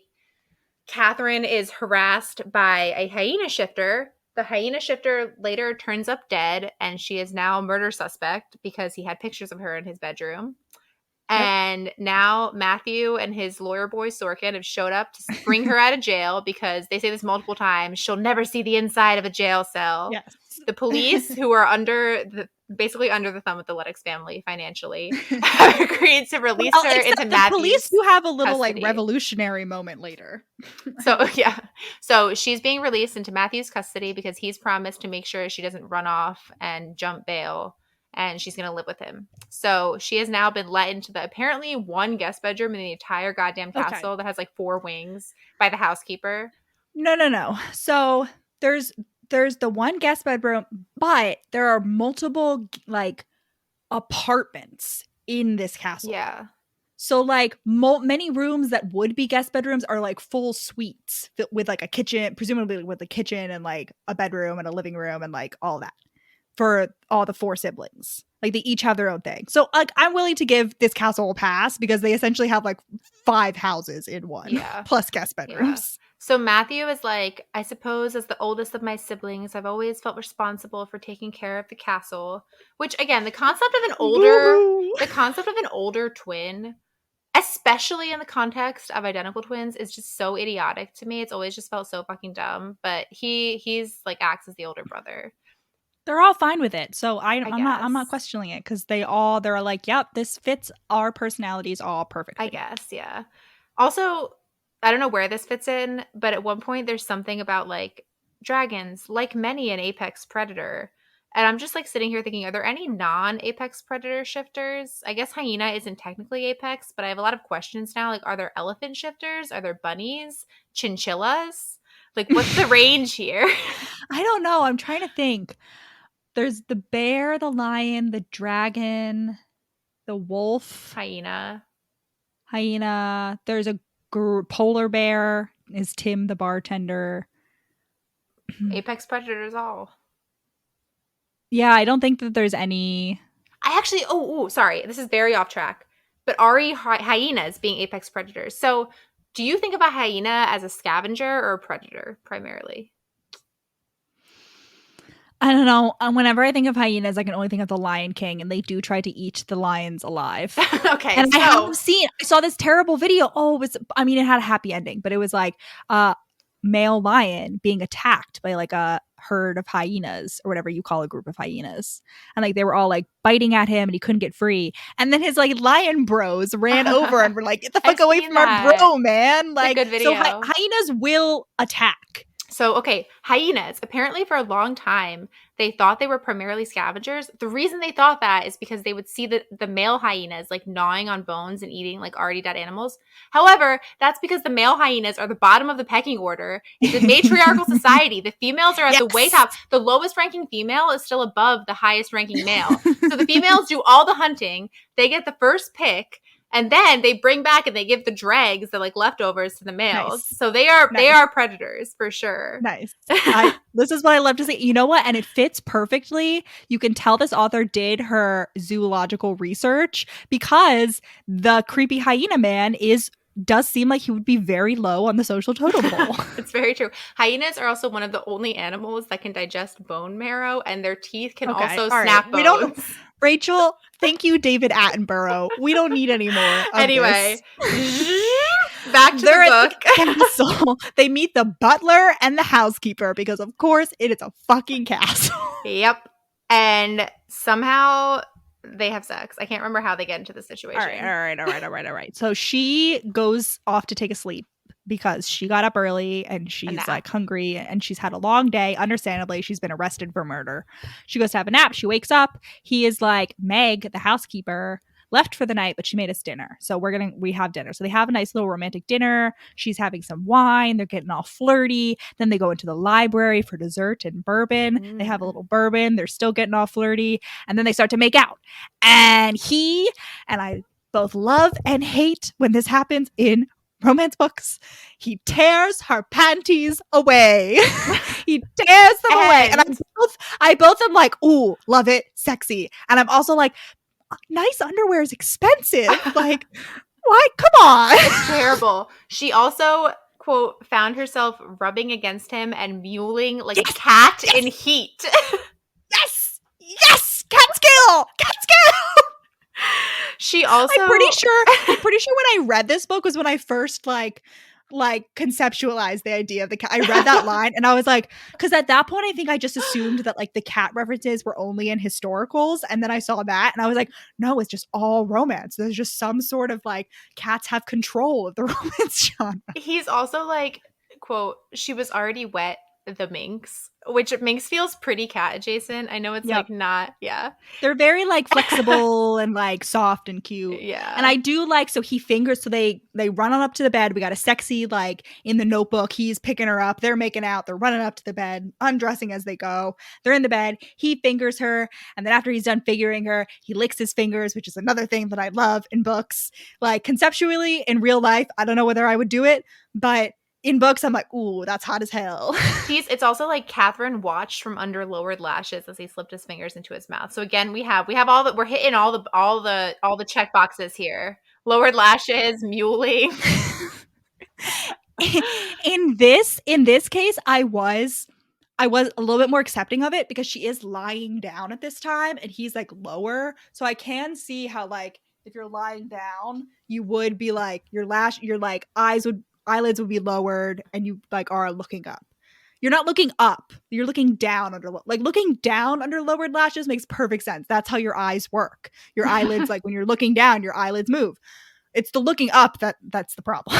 Yeah. No, this is This is a great sex scene. The description, it just seems like he's definitely, when they actually have like penetrated sex, seems like he's definitely hitting the G spot. Like I'm just saying, he's got a big cock. At one point, she sees his dick for the first time, and she's like, "Oh, I get it. I get the shifter groupies." Like, man, yeah, I really get it. Especially, that's what I'm saying. Especially if everyone's, it's just like par for the course that they're going to be walking around naked at all times. Everyone knows it's an open secret, as it were. It's like clear as day. To be fair, what does he look like when he's not aroused? Unless being in your dragon form gives you an erection. Like, you think? I'm not going to rule it out. What do we think is the correlation between like erectile prowess and definitely shifting? Gives everyone around you an erection. So it evens out. Yeah. Okay. All right. So they fuck. He uses a condom. This is very important. I love when contemporaries have explicit condom references. Like, we love safe sex. And every time, but then when they later have morning sex because they cuddle, she's like, "I'm going to leave for the night." But he's like, "No, stay." And she's like, "Oh, all right." And then she falls asleep. And then they wake up and have morning sex. But not before she sends a text to her contact being like, "I need to leave again," because, she's been found and also arrested for murder. Yeah. So she's still planning on leaving, even though she's having hot sex with Matty Boy. But when they're having morning sex, there is a point in which he's like, "Oh, he's like, I wish that I could not wear a condom because I just want to get her pregnant," which is another thing that I both love and hate in romance books.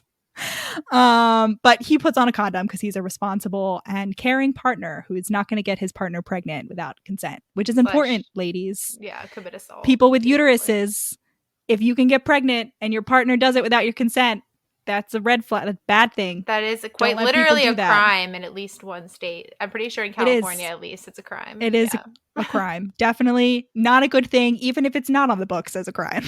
Don't let your partner do that. So anyway, they wake up and bang, bang, bang. Who's at the door? It's Jason, and Matthew proceeds to come out. It's Jason and Sylvia, their younger sister. Sybil. Sorry, what did I say? Yeah. Sybil. Sylvia. Matthew has like a 10-minute conversation with them, and he's butt-ass naked the entire time without even the excuse of recently being in shifter form. Like, what? To be fair, okay, so Jason bursts in the room. He's like, "Well, are you still asleep, old man?" Because he's the older twin. You get it? No, it's stupid. And then he's like, "Oh, shit." And then Matthew, and then like obviously, Catherine covers herself, and then Matthew comes out in his naked form. Now with Jason, I get it because he's like, not only has Jason seen this a million times before, but Jason also sees this every day when he looks in the mirror because they're identical twins to everyone but Catherine. So like, I get it. Sybil isn't there yet, but then Jason, this little bitch boy, keeps trying to look around Matthew to see Catherine naked, to see her titties. Yeah, poor and Catherine. I'm like, Jason. She's like huddled in the bathroom this entire time, like hiding out of view. And I'm like, you couldn't be like, "Hey, dude, let me just shut the door. Let's both get dressed. I'll come out and talk to you in 5 minutes." Well, he does shut the door. He's still naked, but he does because he's walking toward him. like pushing him out. Jason tries to look around him and he's like, what the fuck? He gets all territorial because she's his mate. And then Jason doesn't feel bad because like he's like, yeah, maybe I'm a guy who shouldn't be staring at a naked woman without her consent. He's still like, oh shit, she's your mate. I shouldn't be thinking about her like that. And I'm like, no, you just shouldn't be thinking about her like that regardless. Yeah, J-boy. Yep. Anyway, they're out in the hallway. The door is closed. She's hiding in the room. Sybil comes up and Sybil is like, oh my God, my naked brother. And she covers her eyes because, you know, she's sane. But it's still weird. It's still weird that Matthew doesn't get dressed. It's still weird. I mean, but to be fair, again, Sybil also, because the 8th book is about Sybil, and her constantly having to be naked when she shifts is a big thing. So I think that they've all gotten a good look at each other, like over like the 25 plus years they've all been siblings. Like, I think they know. I don't think there's any surprises. So Sybil with her eyes covered is like, it's time to go sledding, which I love. I love that it's sledding and not something stupid and hard like skiing or snowboarding. Like I love a good just like sit on the tubes, sit on the disc, zoom down the hill. We love it. Fewer head injuries. It's all better all around. Yes. So they gather up the gang, all the cousins and the friends and Luke and all these other random ladies who will all get their own book later. They head up on the mountains on their ATVs because they're rich and they have ATVs with their sleds. And Matthew is like, have you ever been sledding before? And Catherine is like, no, I've never been sledding before. And then like one of the other people is like, city girl, right? And she's like, something like that. And Matthew has this eternal thought that this is like a repetitive thought that he has throughout the book where he is constantly like, that's a weird thing about Catherine that I just learned, but whatever. I'll learn everything eventually. I'm not going to ask her why she's never been sledding. Or why she's like being so weird about certain things. Whatever. Like, And I'm like, Matthew, I don't know. You're talking about marriage. I get she's your mate, but like maybe you should start asking her about these things. Yeah. Maybe you should be questioning her. Where did you come from? Where did you go? She's a murder suspect. Like that's something that's a yellow flag at least. So something I just realized right now is that there's like a lot of alliteration going on between like within the crew and their animals. We have Luke the lion. We have Ben the bear who comes over to Jason and pulls him into a bear hug, which I love. A bear hug from the literal Ben the bear. So they're all there. It's like it's the twins, it's Sybil, it's Luke the lion, it's Jason's best friend and his sister, I think, and then it's their cousin who's not really their cousin, and the only person missing is the cousin's younger sister, I think. So it's like the whole crew. The cousin who's not really their cousin is his great grandparents are related to why the dragons have been excommunicated. BT dubs. This is foreshadowing. I'm just saying there's a lot. Having read the whole series, this author like sets up basically every book. Like she knew exactly what was going to happen. Checks out. Yeah. Masterwork, really. So yeah, they're all hanging out. We get some like jealousy from Catherine when like one of the kid sisters comes up and gives Matthew a hug and she's like, ooh, am I jealous? What's going on here? And we're like, I don't know. And then they're all like talking at the end of the night, and I can't remember what, like one of the sisters. Very cozy. It's very cozy. It's hanging very around fun. the fire in the snow. It's very cute. I'm like, this sounds like sort of my ideal group hangout. Like low stakes, just hanging out by a fire. Yeah, I love that. Luke the lion lumberjack is there with like no coat, balls to the wall, just like in a flannel. There's always got to be one. It's always the eternal middle school boy in them all. He's got a beard. It keeps him warm. Yeah. So we get another moment at the end there where one of the sisters is like, oh, Catherine, like, where did you grow up? Or something like that. And Catherine's like, she asked about her backstory. Yeah. Catherine's like, awkward. And Luke like diffuses the tension by being like, gotta go. And the rest of them are like, oh, well, we're going to go back and eat Meg the housekeeper's cooking. And then, yeah, so they go back. Finally, they all hang out. They're fine. Nothing really important happens. They fuck again. Catherine and Matthew fuck again. It's not like an orgy. They all, so then they fuck again, and then Catherine wakes up and she's ready to leave. During that most recent sex scene, this is like, I never understand this.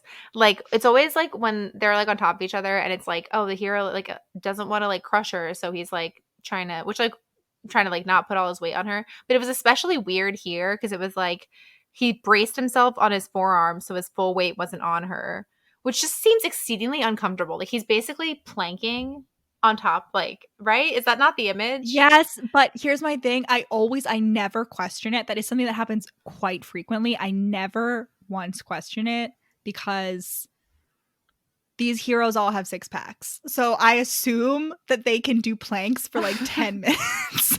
I assume that like part of their exercise routine is planking and thrusting at the same time. Oh my God. For like 20 minutes straight. Yeah. I've accepted that for like every romance book I've ever read. That like this is just the reality of how these heroes are physically. So it's the next morning. Catherine's like, all right, early in the morning. That was nice, but it's really time for me to get out of here, even though it will like definitely screw over Matthew because he's vouched for me and he's the only reason I'm not in jail right now. She steals his shirt. She goes and grabs her stuff. She's like, it'll take too long to put my clothes on. I'll just steal his shirt, even though I'm going to ditch him. And she's on her way out the door when Mr. Police Chief shows up again. And he's basically like, oh, yeah, well, it's not looking good for you. You're actually wanted for another 2 murders. So, well, we never said this. Wait, this is very important. The reason she's running from the lion mafia at the beginning is because she sees her roommate. Yeah, Rissa. we said this. Her room. They killed her roommate. Well, I don't know. Rissa had a shady lion mafia boyfriend named Ivan, and Ivan. We prefer. In Russia. Anyway. Mother in Russia. We're Slavic. We can do that. So she witnessed her friend get shot in the head, and Ivan is shady. So like she knows something is shady is gone, but she doesn't understand why they're after her. She just knows that they killed her friend. Yeah. So like that's why she's on the thing. And so the police chief says something so fucking dumb. So he's like, we need to extradite you because you're being charged by the DA. And he's like, the murder weapon was found among your things. And I'm like, fine. They framed her. They put the murder weapon in her things. But then they're like, your prints were all over Rissa's house. And I'm like, you mean the house that she also lived in? Yeah. Like, Rissa and her were roommates. Like, of course her prints are all over that I know. It's so fucking, yeah, I wrote that down too. It's like, what are you out of your mind? It's like these incompetent big city cops, like, fucking shit up. So yeah, classic move. So she's being accused. Yeah, she's being accused. But she's constantly like, I didn't do it. But she's not saying who did it. She's not like, hey, you know that notorious lion mafia? They killed my friend. I witnessed it. She's just like, I didn't do it. It's the classic. It's like a different track, like a parallel track to the like, let me explain. But like, you don't actually start explaining. You're just like, let me explain. And then you never get the chance to explain. Like, that's what's happening here, except with like murder confessions. Yeah, 100%. And Matthew's like standing there and he's like, oh, I should really save her.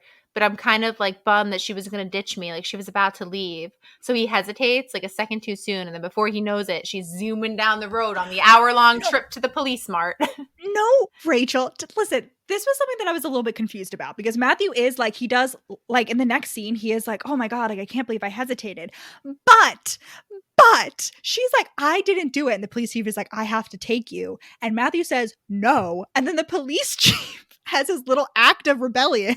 Oh, yeah. And he flips his fingers. And suddenly, there are like 30 red, like sniper lasers on Matthew. And he's like, we brought dragon tranquilizers. And if you try to stop me, I will fuck you up. So to be fair to Matthew, this isn't just Matthew like being in shock and being upset and like letting his girlfriend get arrested. This is, I literally have no choice here because I will be tranquilized if I do something. Which is, considering what happens directly after the scene, if he had been tranquilized, she would have been taken anyway, and then she would have died. So, like, good move overall on Matthew's It's part. true. Because as they're trundling down the road, what is it but a pipe bomb, right? It's like or no. trap. She thinks, we don't find out what it is, but she thinks it's a grenade, like a rocket launcher. A rocket, that, even like, better. The Bratva Lions had a rocket launcher. So suddenly, anyway, there's an explosion. The car is upside down. Like, it flips. It's chaos. Yeah. And who emerges from the woods but our lion boys? Our favorite, Bratva. And they're basically like, they basically admit everything. They're like, well, actually, they answer questions that Catherine actually never even had answered. They're like, yeah, your roommate Rissa and her boyfriend Yvonne, they stole money from us. And we think she gave it to you. Like, you stole the money. Give us the fucking money. Tell us where it is, and we'll make your death less painful. And of course, Mr. Police Chief is somehow not unconscious right now. None of them are. They're still all alive. No, And he overhears he's this. Implicitly awake. Like, he talks to her. Right. He's like dazed, but he's awake. Yeah. So he hears this whole confession.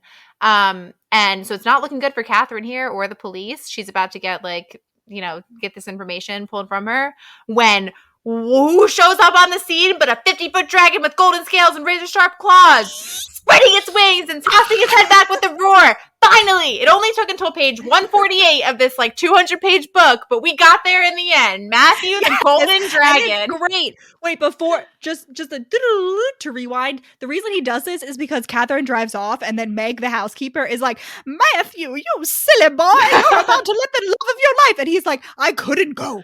I had tranquilizers on me. And she's like, you dumbass. You can also emotionally support her as well as physically support her. You should go hold her hand while she's being tried for murder. And he's like, oh my God, you're right. I never thought of that.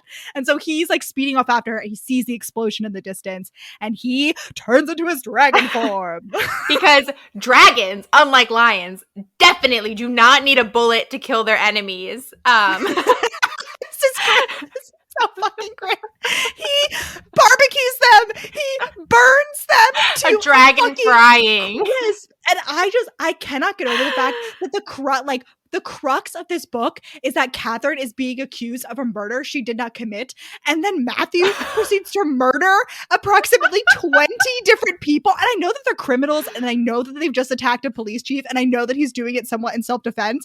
But he just burns these people. Literally, he doesn't even just burn them, he turns them into ash. Yeah. Think how much fire that has to be to toast these dragons. And they're in their dragon form. So he's just toasting. They're in their lion form. No, not yet. Because they first start firing on him and realize that ordinary bullets only bounced off his scales. Then they throw their guns down and begin to shift. And he's like, lions! Which I feel like he should have immediately known they were lions, because apparently shifters can tell.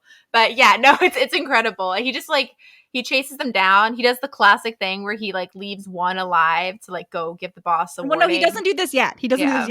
So he kills all the lions at the scene. Some of them have already run away. And then he runs up, he sniffs back, he's naked, which is apparently he remains naked this night. Yes! He runs up to Catherine. He's like, oh, my sweet Catherine, you've been killed. You have a bullet wound. And he's like, I can't drive her to the hospital because she's losing too much blood. So instead, what I was expecting was that he was going to turn into a dragon, pick her up in his dragon claws, every other dragon movie ever. But no, he cares about his lady's comfort. And he understands that when someone is severely injured, you should not jostle them. So he picks her up, puts her in the car, turns into a dragon, then picks the car up. He flies the fucking car. Zooms her on over to the hospital. And then he puts the car down. He turns back into a human, like Rachel pointed out, and I totally did not register. He is butt naked, and he's like, gunshot wound in the back of the car. Grabs the nearest nurse. And Catherine is wheeled off to surgery, and then he's like, gotta go tie up some loose ends because they won't let me in the surgery room, obviously. And that's when he finds the last three dragons. Three lions. That's also when he storms through the doors of the hospital and someone just hands him an extra set of clothes. That's how we know he's been naked this entire time. Wait, he goes on. He finds, so he's flying around the countryside looking for the remaining lions. He sees three of them meeting. They see his giant shadow just coming down like an angel of death. He burns both. They all try to run away. He burns both of them to a crisp. It's like some biblical and then he shit. turns, yeah. He's like this naked man again. He turns back to a human and tells the last lion, he's like tell your alpha that she's under my protection and I'll kill anyone. And the lion is like, yeah, no, I just saw you completely toast all of my friends. I will absolutely pass on the message. I will collect their ashes in an urn and bring it back to the alpha and be like, dude. This is all over like $500,000, which is a lot of money. It's a lot of money for me. I just feel like this is the perks of being a robber baron dragon type situation. Like if you're in a shifter mafia group, you definitely want to be in the dragon gang, because apparently the Bratva is like tracking people down over $500,000. You know, the dragons, that's like pocket change for them. True. Listen, fully agree. However, again, let me bring out my mafia romance knowledge.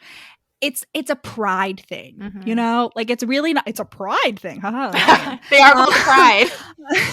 It's a pride thing where it's not about how much money, it's the fact that you stole from the mafia. So they have to take you out because like they can't have anyone thinking that they can steal from the mafia. Right. So I think that we should do, you know, that mafia romance I've been trying to get you to read because it has chess in it. I think you would enjoy.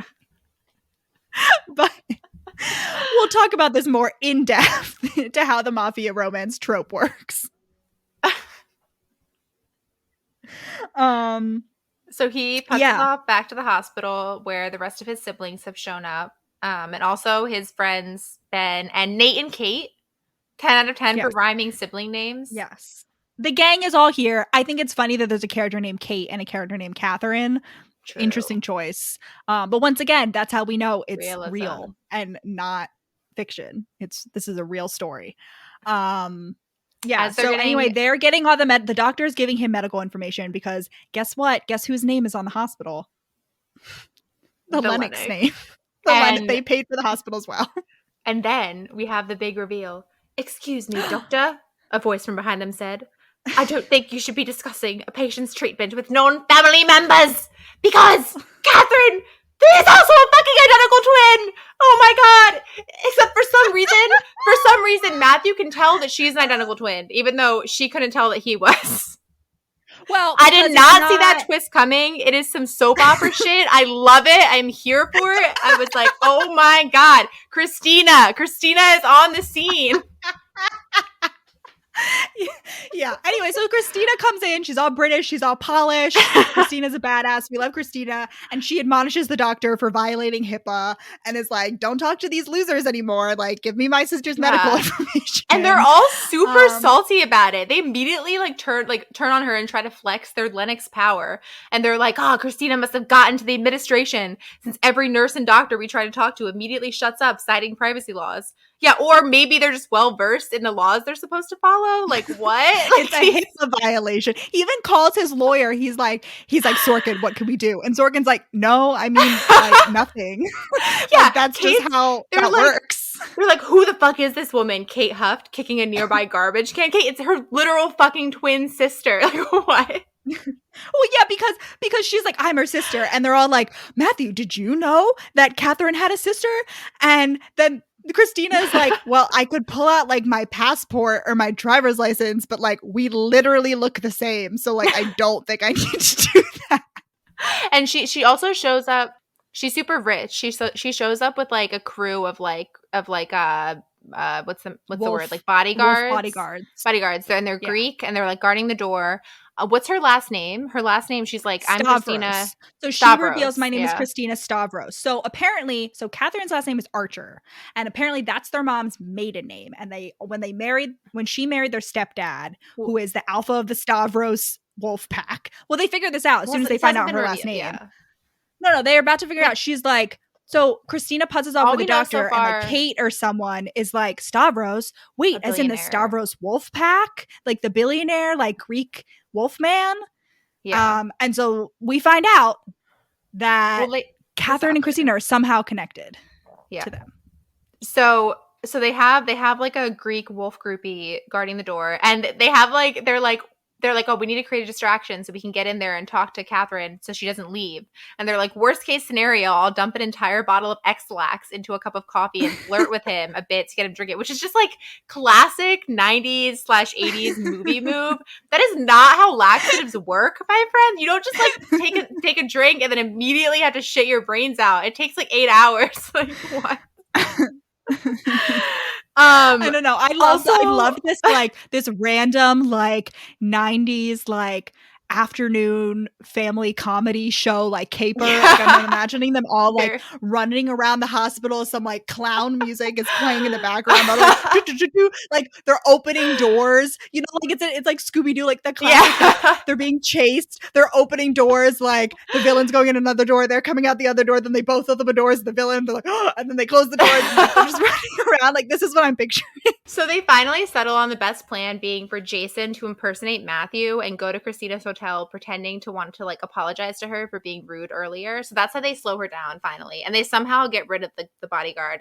I don't know. They incapacitate him. It doesn't sound pleasant for him. They knock him out in some way. Yeah, we don't see it. Yeah. Because we're in Catherine's perspective now. And she's waking up. She's all groggy. And Matthew comes in. He's like, oh, you're awake. And this is when we get the big reveal of Catherine's whole life story and who she's actually running from. So shitty papa. Well, we start out with this whole like, oh, my poor mama didn't have any choice but to work after Papa died and left us penniless, which is like, this is where I got the whole vibe of like women aren't allowed to work, because like, what is this, like the Regency era? Like, was she not allowed, were women not allowed to work in the 1990s UK? Bridget Jones says otherwise. I think it was just implying that they were like in desperate straits. Sure. Like it's implied that the dad died and left them in a lot of debt. So she went to go tutor the boys of this hot wolf man living in Greece. They went to go live their Mamma Mia dreams. And then they were mates. So they fell in love. So they being the mom and the Greek guy. Yes. So that's how Catherine knows about mates and everything. So everything was great in paradise. They were living their life on the Greek Isle. It was all lovely. And the mom gets pregnant with their third sister. And for some reason, the mom is like, oh, I have to go give birth in the UK. Like, I just really want my baby to be born in the UK. So she goes to the UK, and for some reason, things are not going well. Like, she gives birth, everything's good. But then her and the baby just keep getting sicker and sicker, and they can't figure out what's wrong with her. And it turns out that the anti-shifter terrorist group is in there. They found out that there's like a wolf baby being born in this hospital, and they've decided to slowly poison both the baby and the mom. And because the baby's like a superpowered wolf, she survives, but the mom dies. And that's where Catherine gets her like fear of hospitals. It's terrible. It's like really horrible. It's really horrible. Really tragic backstory. Like, man, it gets serious. Like, so far, it's like pretty much been like a fun romp. There's been like some references to the anti-shifter groups, but like overall, like it's just been like a bunch of people who can turn into animals. Yeah. And like now we get some really serious like medical terrorism. It has an especially negative impact on Stavros because he's like, oh my God, I lost my mate. This is horrible. The natural only thing to do is to make sure that her daughters and my daughter with her stay completely safe. And the best way to do that is to make sure that they never have any freedom. I'm going to send them to boarding school in the UK like my wife would have wanted, but they're going to have round-the-clock bodyguards. They have no freedom. And then when they first he brings them all back to the Greek island of Lycos. And that's like, so constantly throughout the book, Catherine's like, I know what being in a gilded cage feels like. And this is what she's alluding to. Like, it's this really sweet Greek island, but she like never has any freedom because for obvious romance reasons, like this is the classic response when your mate dies. Like, I totally buy into this. Like, this is what it is. You go a little bit insane and you like try to protect everyone. You're overprotective. What? No, this is the opposite. You keep them in the tower. Rapunzeling, she's like kidnapping her. Yeah, this whatever. Is like, it's not the same thing. Anyway. She's keeping her safe. Anyway. And then she's like, so me and Christina finally convinced Papa that Mom would want us to go to boarding school in the UK because she was a teacher. When they went to the UK, Christina was all in with the wolf pack. She was like, as soon as she was done school, she went back and she was working for the wolf pack. But Catherine is like, I like the freedom. But then she gets a job and she gets an apartment and it all comes crumbling down because she finds out that Ari, her stepfather, has actually like orchestrated everything. He's paying like more than half of her rent. He's gotten her the job. Her friends at work are actually his groupies. Like, and she's like, oh my God, I can't do this anymore. Leave me the fuck alone. And he's like, all right, well, if you won't take the freedom I've given you, then you got to come back to the island and you'll marry one of my lieutenants and we'll keep you safe forever. And even if you don't love him, you'll eventually love your kids. Like, do restraining orders not work on shifters? Like, in what world can your stepfather, even if it's he adopted her, but like, in what world you're an adult? Like, what? Like, presumably, do all shifters just have the police in their pocket? No, yes. Well, he lives on an island that is like presumably autonomous. Like, No they can way. do whatever they want. My idea was that he was going to kidnap her and then like lock her in her room until she finally agreed to like marry this guy or whatever. It doesn't work at all. But sometimes I read this part of the book and I have like this vision of like she does have to go back with him, but she doesn't manage to escape, and she does have to go back for him, and she is forced to like marry this lieutenant. And I am like very That's a whole nother mafia book. that's my thing is like I'm very torn about whether I want it to like them to fall like it to be a marriage and convenience trope and them to like slowly fall in love, or whether I want him to be horrible and then her to like destroy her father with guilt and have it just be like one of those stories. Like it always diverges when I like a lot of alternate timeline possibilities for this author. So this all happened a year ago, and a year ago is when she decided to just go off the grid, go AWOL, move to the US. And the only person who knows where she is this whole time is her sister Christina, who Christina is loyal to the Wolf Pack, but she's obviously, as she should be, much more loyal to her identical twin. So she's the one who's been sending her money. She's her contact, as it were, and she's been helping her out. So Christina, who has been being waylaid this whole time by Jason, who's Matthew's identical twin. And then, so Christina shows up and she's like, what the fuck are you doing in my sister's like hospital room? Get the fuck out of here. And Catherine's like, no, it's okay. It's okay. And Christina's like, oh, like, all right, fine.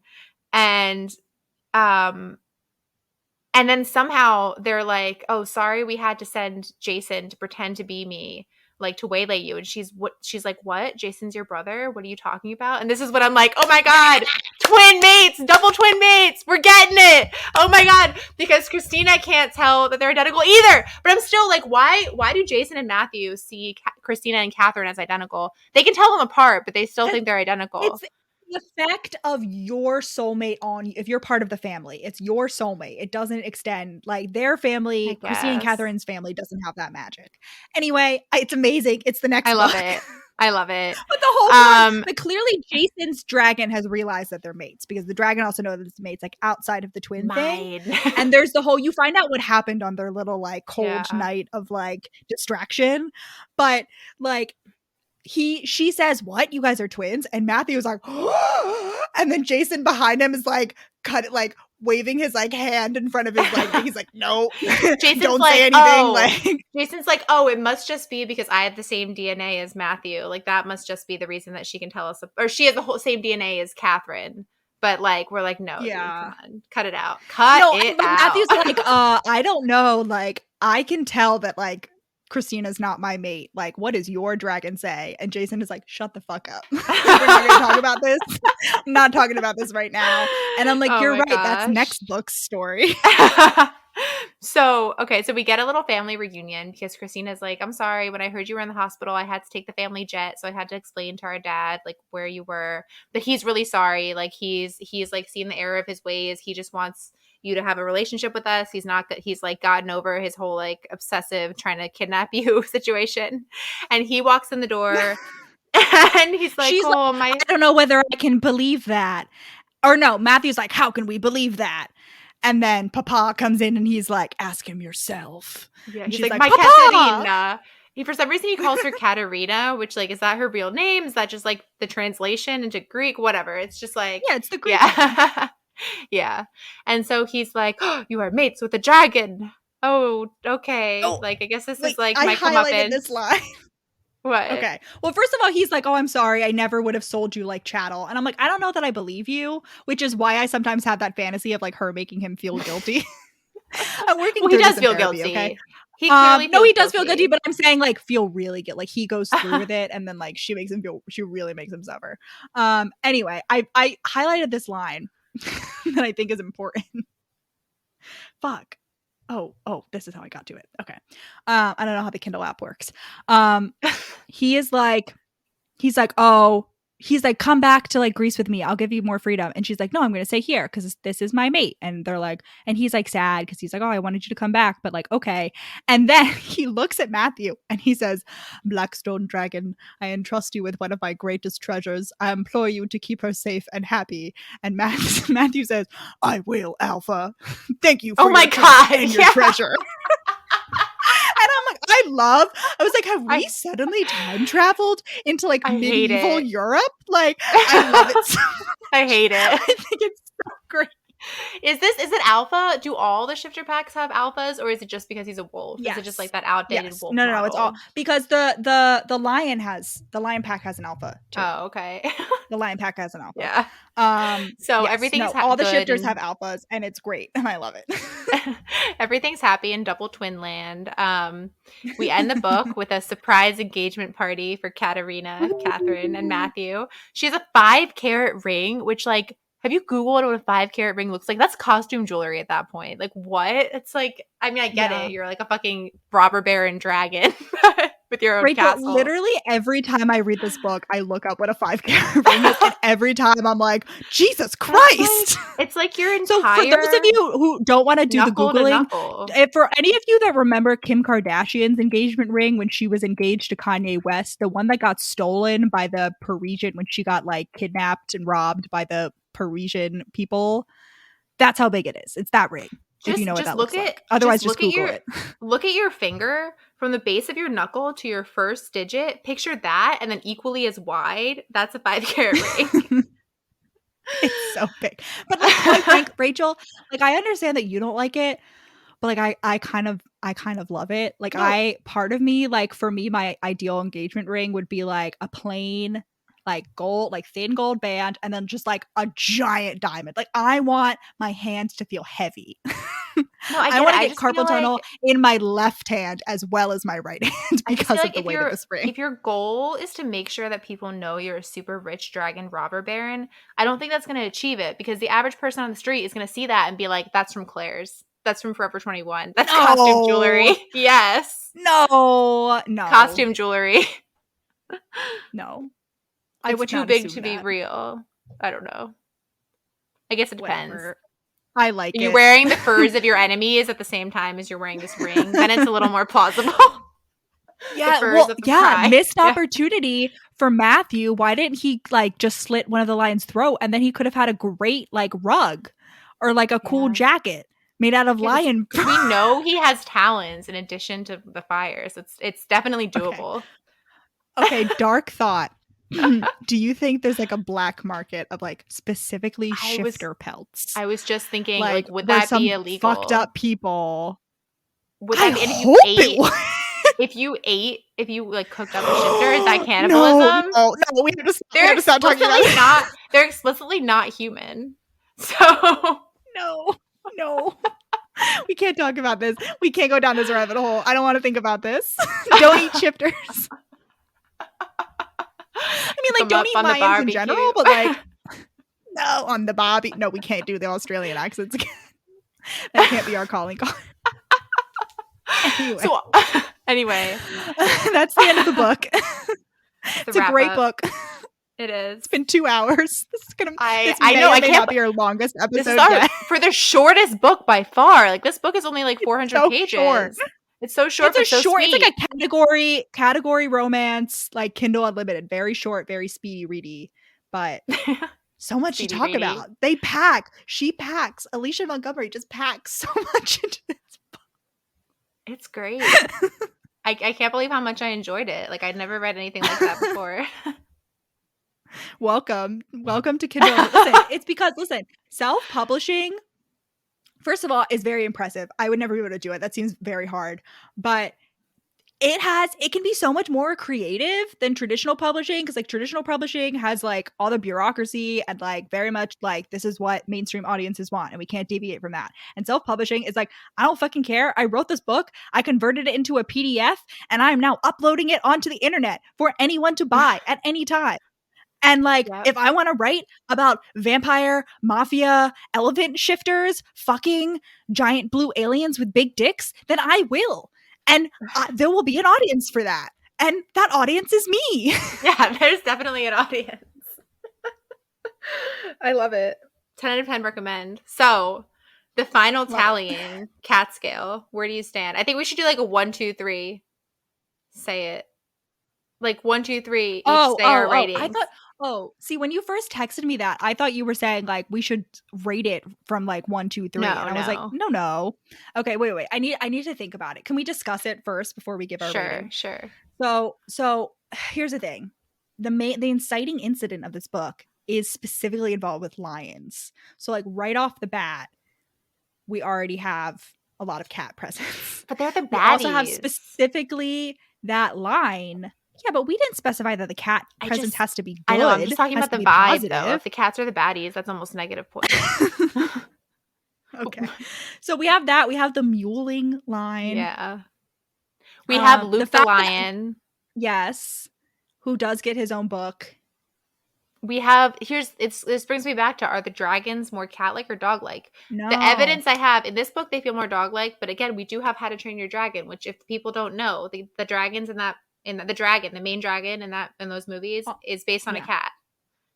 So here's the thing: the dragons didn't even feel dog-like; they just felt like dragon-like. I don't know how to describe it. Sure. They didn't feel like they certainly weren't cat-like. I'm just saying traditional dragons, like the Shrek dragon. That's a dog-like dragon. No. Oh, sure, for sure. The Shrek dragon is a cat dragon. No way. Oh, maybe. It's like the ideal. Kind of like the Shrek dragon is the ideal cat of like a bitch, except when they decide they like you, and then super like clingy and affectionate. But then the babies, the donkey dragon babies, are very puppy-like, in my opinion. Okay, yeah, but that's when you sprinkle in some donkey genes. Like that's not pure dragon. I just feel like now we're going into donkey territory. I feel like there's a lot of things about this book that straddle right down the middle of like a cat dog type situation, except that there are also some explicit cat references. So that really tips it over the edge for me. Yeah. Okay. Wait. Okay. Let me think. Okay. Yeah, just the vibe is very non-cat like. I disagree. Even though there's the presence of cats. I don't know. Like the overall vibe of the book for me isn't very cat-like, but there are explicit cat like cats have speaking roles in this book. I was like a hardcore 10 before we had this discussion. Oh, okay. All right. I got my number. All right, do you have your number? Okay. 2, 1, 2, 3, 8. 6. Okay. Fair enough. So, so the average is 7. The average is 7 for the cat scale? Yeah, that works for me. Okay. Yeah. Sounds good. I feel like it's not an... I don't know. I'm very conflicted with this book. It's not an odd number kind of book. Her name is Katrin. Yes, but she never goes by that. Yeah, I know, but still. Not once is she called Again, Cat. I experienced this book through the written word. So... We landed on 7, Rachel. We did the objective vote. An odd number seems wrong, but I guess that's you know what, listener, weigh in. Come on over to our Instagram, let us know, or leave us a review and let us know. Yeah. Or leave us a review anyway. By the way, 5 stars on Apple Podcasts, please leave us a 5-star review and write us a review recommending to your friends and family, because that really helps us out in getting recognized and getting more viewers and bringing more people into the Ryan family. Also follow us on Instagram at We Read It One Night, on Twitter at We Read It Podcast, and on Facebook / We Read It One Night.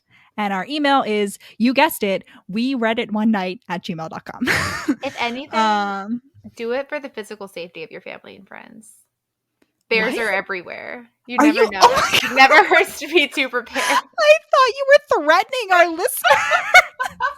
I thought you were like, I'm going to send the lion mafia on after you if you don't leave us. Listen, the chances of us sending the lion mafia after you if you don't give us a 5-star review are low, but never 0. Yeah. Just keep that in mind. Also, if you want to help pick future books, leave a review. And if you leave a review and recommend a book, we'll add it to our magical spreadsheet and do an episode on it. So you get, it's the audience vote. It's like American Idol. We were just having a conversation about we wanted The Bachelor to be like American Idol. Well, our podcast is now a little bit of American Idol. Yeah, indeed. Yeah. So leave us a review and let us know what book you want to do. Yep. Yeah. Lovely. Godspeed, comrades. Fly away, my friends. God. Rah! What sounds do dragons make? It's the sound of Okay. fire. And with that,